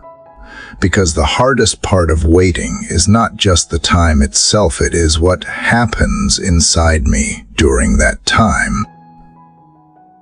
The doubts, the comparisons, the temptation to take control and force something to happen. But you keep calling me back not to answers, but to trust, not to shortcuts, but to surrender. Father, help me see that your timing is not flawed just because it does not match my own. Help me remember that some of the greatest things you have done in my life have come not in the speed I expected, but in the slow unfolding I never could have planned. Growth has often looked like stillness. Progress has often felt like standing still. And yet, you have never wasted a season, not one tear, not one question, not one step in the fog. Teach me to trust you when the doors stay closed, when the job does not come, when the healing takes longer, when the relationship does not resolve. Teach me to believe that you are still moving even when I can't trace the evidence, that you are still good even when I do not understand the process, that you are still writing a story worth living even when the chapter feels quiet or confusing. I do not want to be someone who only praises when things are going according to plan. I want to be someone who praises even when the plan is hidden, even when the outcome is uncertain, even when the waiting feels heavy and unending. Because you deserve my trust not based on what I see, but based on who you are. You are the God who led people through wilderness with pillars of cloud and fire. You are the God who split seas not before they got there, but when they stepped in. You are the God who showed up in prisons, in pits, in deserts, in storms. So I know you are the God who will show up in my waiting too. Remind me, Father, that delay does not mean denial, that just because something has not happened yet does not mean it won't. That your not now is not the same as never, that sometimes what I call a detour is actually the safest route, the route that will protect me from what I can yet see, the route that is preparing me for a promise I am not yet ready to carry. And even when I feel like I am behind, like others are moving faster, like I am missing something, they are getting married, getting promoted, starting families, launching dreams, remind me that I am not late to my own life. I am not forgotten. I am not overlooked. You are not pacing impatiently. wondering why I have not figured it out. You are walking with me, step by step, turn by turn. Never rushing. Never abandoning. Give me peace in the pauses. Give me purpose in the in-between. Help me find joy not just in the destination, but in the waiting itself. Because waiting with you is not empty, it is full. Full of hidden growth, full of unseen miracles, full of quiet transformation. I may not see the fruit yet, but I trust that roots are growing deeper. And when impatience creeps in, when fear tempts me to settle for less, just to have something now, remind me to wait well, not with clenched fists and bitter prayers, but with open hands and expectant hope. Because your delays are often your protection, your detours are often your provision, and your silence is never absence, it is intimacy in disguise. So I will lean in. I will trust that the doors you close are closed for a reason. I will believe that the delays are doing something in me, not to punish me, but to prepare me. I will keep showing up. Keep walking. Keep believing, because you have never let me down, and you will not start now. Even if I do not see the outcome this week or this year, I will still declare that you are faithful, that you are working behind the scenes, that you are aligning details I could never comprehend. And one day, when I look back, I will see the way you turned every delay into direction, every detour into destiny, and every pause into preparation for something far greater than I asked for. You are not just the God of arrival. You are the God of the journey. And I want to be found faithful along the way, not because the way was easy, but because I chose to trust you in it. So today, in the middle of things still unfolding, I choose to let go of hurry and hold on to hope. I choose to stop trying to force what you are still forming. I choose to live in this moment, not in fear of what has not come, but in gratitude for how far you have already brought me. Because even the waiting is holy when you are in it. Father, I come to you once again with the residue of yesterday, wonder still clinging to my spirit, the thought that even detours and delays can be woven to your purpose has stirred something deeper in me. It has opened my eyes to see not only what is present, but what is yet to come, the unseen, the unformed, the promises whispered in the quiet. And now, as I sit in the hush of another morning, I sense you calling me to trust not just what you have done, but what you have spoken that I cannot yet see. Father, help me to embrace the unseen promises with a faith that does not demand proof, but rests in your character. I confess that I often crave the visible, the tangible, the confirmable. I want to know how it ends. I want the clarity of blueprints, not the mystery of faith. But you are teaching me that your promises are not always accompanied by signs, that sometimes they arrive like seeds, buried and invisible, waiting to grow beneath the surface of my life.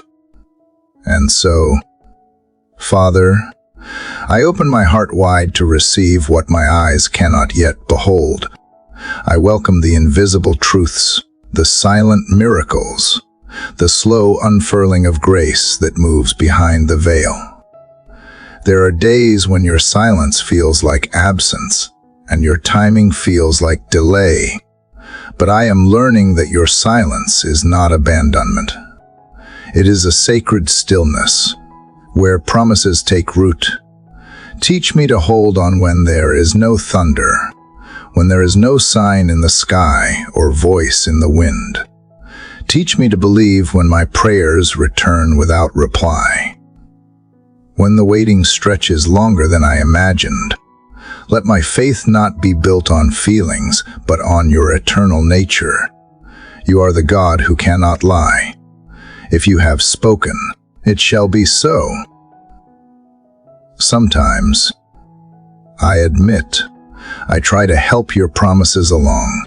I lean into striving instead of surrender. I move ahead in fear, rather than wait in peace. Forgive me, Father, for every time I tried to manufacture what you simply asked me to believe. Forgive the restless steps, the anxious planning, the whispered doubts that grow when I stare too long at what is not changing. Today, I surrender again. I choose rest instead of rush. I choose trust instead of tactics. I choose you. Your word is filled with promises, ones fulfilled, and ones still awaiting their hour. Abraham waited decades for Isaac. Joseph saw dreams come true in a land he never chose. Mary carried the Messiah before the world believed. None of them saw the fullness at first, but they believed, and that belief changed everything. So let it be with me. Father, let me walk like one who is already holding the unseen. Let me sing before the rain, praise before the healing, dance before the breakthrough.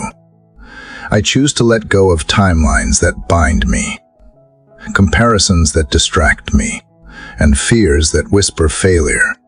I release every counterfeit promise I have held onto, promises from the world, from my own ambition, from the voices that do not carry your truth. I cling instead to your word, living and active, sharper than my doubts, steadier than my fears. Even when my heart trembles, let my spirit remain rooted in what you have said. Father, help me not only to wait, but to wait well. Let waiting become worship. Let patience become a posture of praise. Let the stillness become a sanctuary, not a prison. Remind me that every day I do not see the promise is a day you are preparing me for it. And perhaps, even more miraculously, you are preparing it for me. Shape me to fit the blessing. Shape the blessing to fit my heart. And in the waiting, shape my faith. Let me not measure progress by sight, but by surrender. Let me not ask how long, but how deep. How deep can I go into trust? How wide can I open my arms to your will? How fully can I embrace the mystery that still holds the promise? Father, I release every demand for explanation. I no longer need to understand. I only need to stay close. For if I have you, I have everything even before the promise arrives. I think of all the times you came through when I least expected. The sudden shift, the divine appointment, the breakthrough that bloomed without warning. You are a God of surprises, and I do not want to miss the wonder because I was too busy worrying. So today, I embrace the unseen not as a void, but as a holy space, a place where your hand is moving in silence, where your voice is crafting a melody I will one day hear, where your promises are being written in chapters I have not yet reached. Teach me to celebrate in advance, to throw confetti over closed doors, because I trust you are building a better one, to lift my hands over barren fields, because I know you are sowing something in secret, to speak words of life into dry bones, because you are the God who brings breath. Let every word from my mouth align with what you have spoken, not with what I fear. Let every thought be disciplined by hope, not disappointment. And if today I walk into places where nothing looks like promise, give me eyes of faith. Let me see past what is lacking and into what is becoming. Let me look at the mirror and see not flaws but future. Let me look at the waiting and see not loss but layering. Let me look at the silence and hear the whisper of promise that never fades. You are not a man that you should lie. If you have said it, it will be done, and that is enough. So I rise this morning with arms open wide, heart quiet and ready, soul anchored in the unseen. I do not know when or how the promise will come, but I know the one who made it. And that is all I need to believe with confidence. My feet may still walk through shadows, but my eyes are fixed on light. My path may not be straight, but it is secure in you. My days may stretch long, but they are held in your hand. And Father, as I breathe this prayer, I invite you to take all the places within me that still hesitate to believe and flood them with courage. Take every part that still clings to control and teach it to release. Take every wound that fears disappointment and soothe it with your peace. Let my life become a living testimony of what it means to embrace the unseen. Let it be said of me not that I waited well, but that I trusted wholly. Let my legacy not be a list of achievements, but a journey of surrender that bore fruit unseen until its time had come. Father, as I sit in the quietness of this early hour, my thoughts remain tethered to the steps you have led me through. From the detours that left me questioning to the unseen promises I dared to embrace. Something deeper has been stirred within me. I sense that all of this, every trial, delay, and longing has been building towards something I cannot yet fully see. And yet, I feel it rising within me like the morning sun over the horizon, warm and real and full of purpose. It is no longer just about enduring the night or waiting for the dawn.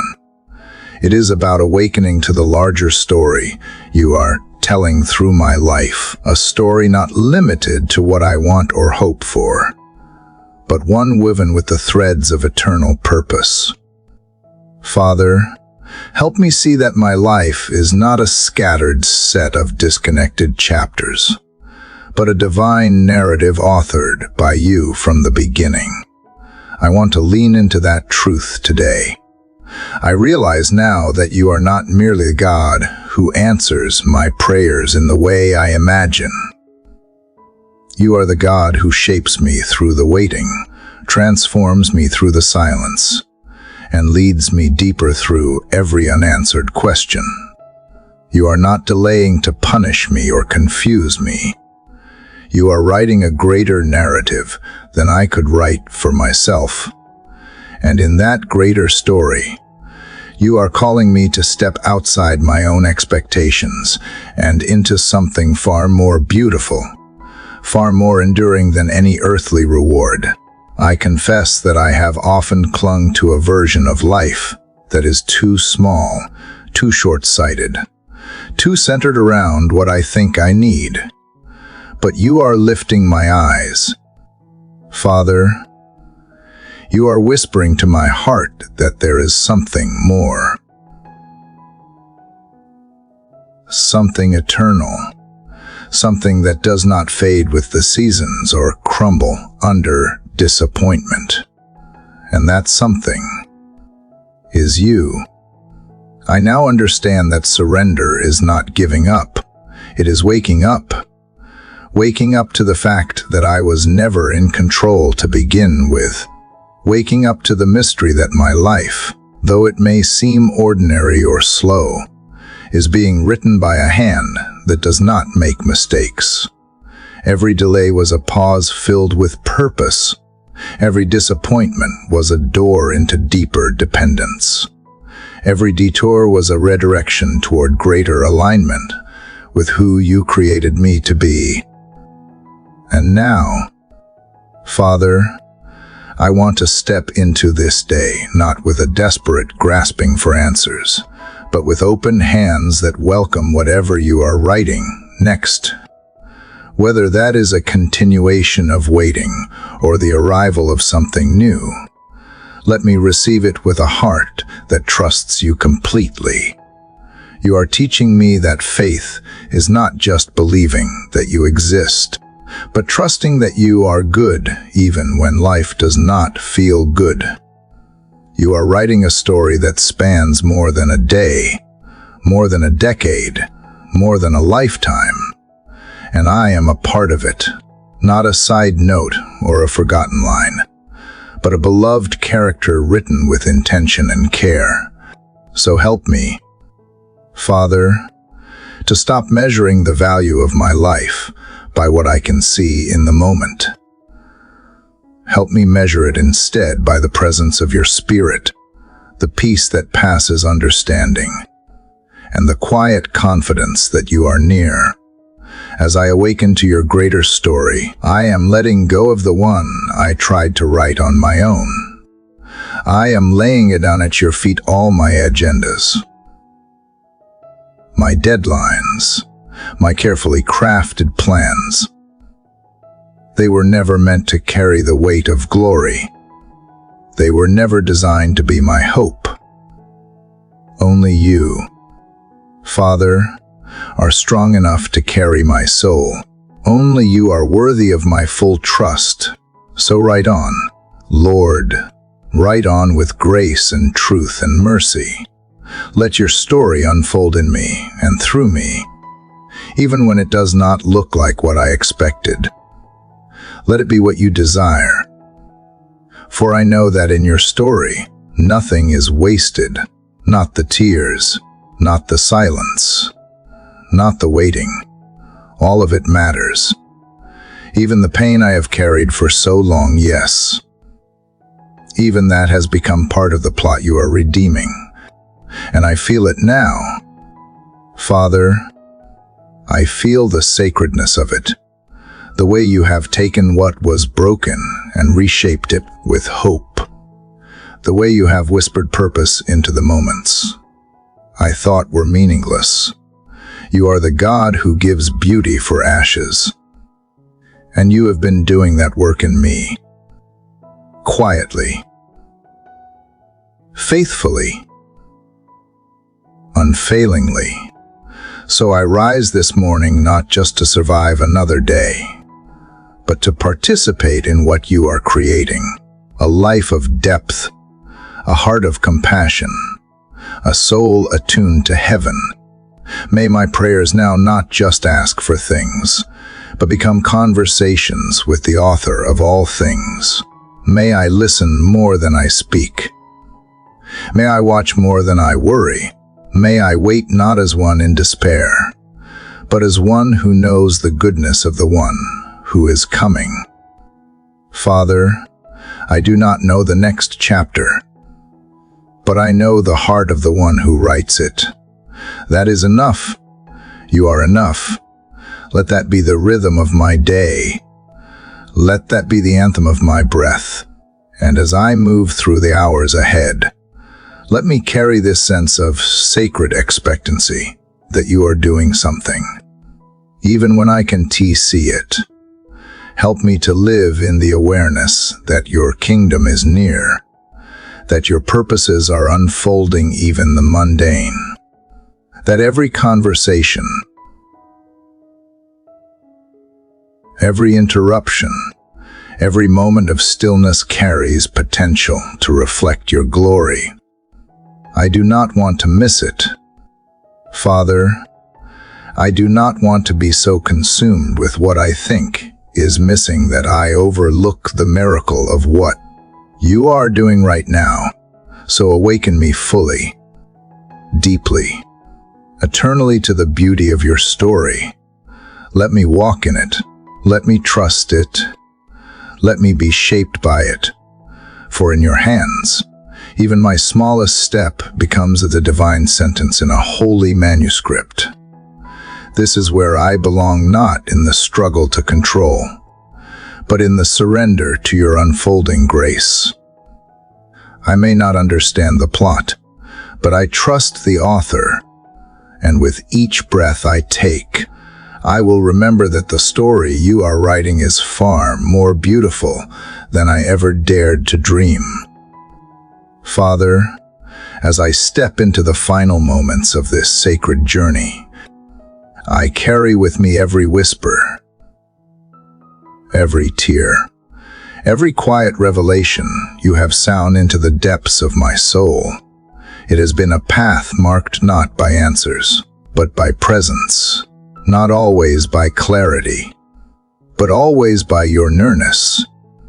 From the first breath of morning, when I called out to you in longing, to this final pause as the day begins to rise in fullness, you have remained the one constant, gentle, steady, true. And now, as my voice begins to quiet and the rhythm of this long prayer comes to its last verse, I do not feel like something is ending. I feel instead that something is beginning. Something softer, deeper, and more alive than I could have anticipated when I first sat down to speak with you. It feels like a soul awakening after a long night, not with noise or thunder, but with peace that hums through the stillness like wind through leaves. I have poured out the parts of me that were aching for answers, wrestling with disappointment, clinging to unfulfilled dreams. And you have met me not with formulas or easy resolutions, but with the gift of yourself. You did not rush me through the shadows. You lingered there with me. You taught me how to breathe when I forgot how. You reminded me that faith does not always roar, sometimes simply whispers, I am still here. In the layers of surrender, in the quiet of the waiting, you were gently rebuilding what I thought had been lost, not in the way I imagined, but in the way only a loving father could know I needed. So many mornings in this journey, I came with questions. Now I leave with assurance not based on outcomes, but rooted in who you are. I no longer need to see every step to keep walking. I no longer need to understand every why to keep trusting. Because I have learned that when I rest in you, I am already where I need to be. Your presence is the destination. Your love is the path. And even when I am uncertain of where I am going, I am certain of who walks with me. That is enough for today. And it will be enough again tomorrow. As this chapter unfolds its final lines, I look back not with regret but with awe. You have taken my hands and led me through fears I did not think I could face. You have spoken life into the parts of me I thought were too weary to rise again. And you have reminded me that I am never alone in the waiting, never forgotten in the silence, never unseen in the struggle. Even when I could not feel it, you were moving. Even when I felt empty, you were pouring something eternal into me. Something I did not recognize at first.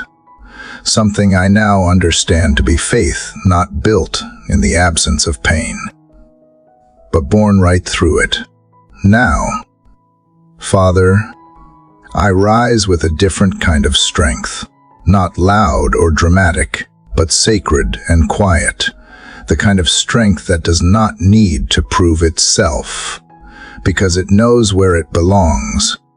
The kind of strength that stands in the midst of the unknown and still says, God is here. I take this strength with me into the hours ahead. I take your voice, which I have come to know in deeper ways. I take the lessons of each chapter and weave them into how I will listen, how I will respond, how I will wait, how I will hope. You have shown me that the story you are telling through my life is not about striving, but abiding. Not about chasing certainty, but about walking in trust. Not about performing for approval, but resting in belovedness.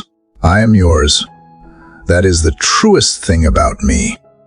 And because of that, I do not fear the next moment, whether it holds celebration or stillness, laughter or longing. I know you will meet me there. You always do. To everyone who has traveled this long road of prayer with me, thank you. Thank you for opening your heart, for sitting with your questions, for staying through the slow unfolding. This journey has not just been mine, it has been ours. Each word we have spoken, each quiet breath between the lines, has formed a sanctuary, a place where we have allowed God to meet us not in perfection, but in our need, and He has, over and over again. May you carry that with you, wherever your path leads next. I invite you now, if you feel led, to share your reflections,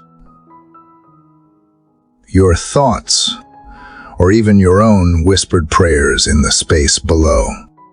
Sometimes the most powerful part of a prayer is not what we say, but what we let rise up from within. So if your heart is still speaking, do not silence it. Let it pour out. Let it rest here among the prayers of others who are also learning to trust, to surrender, to believe again. And if this journey has stirred something within you, I invite you to stay connected. Subscribe to this channel, not for me, but so you can continue walking daily in the rhythm of prayer and truth. Share this video with someone who may need a soft landing place for their soul. Someone who needs to know they are not alone in the waiting. Someone who needs a reminder that God is still writing their story too. May we all keep choosing faith, one sunrise at a time. May we continue waking up to His presence, not only when life makes sense, but especially when it does not. May we remember that His love does not come and go like seasons, it stays, constant and tender, like a river that never dries up. And even when our prayers feel small or simple, may we trust that He hears every word and holds every silence. So here we are, the journey long, the road full of turns we did not expect, but also full of grace, full of discovery, full of the gentle, daily mercies that never run out. And now, as the light begins to spill across the horizon, I feel the hush of something sacred. The air is still, the world is waking, and in the quiet, a breeze moves gently across my skin, like a soft whisper from heaven reminding me that God is already here, already ahead, already within, not an end, just a new beginning, like the cool breath of dawn brushing over the water, like the wind in the trees, like the still waters where the soul lies down and remembers it is loved.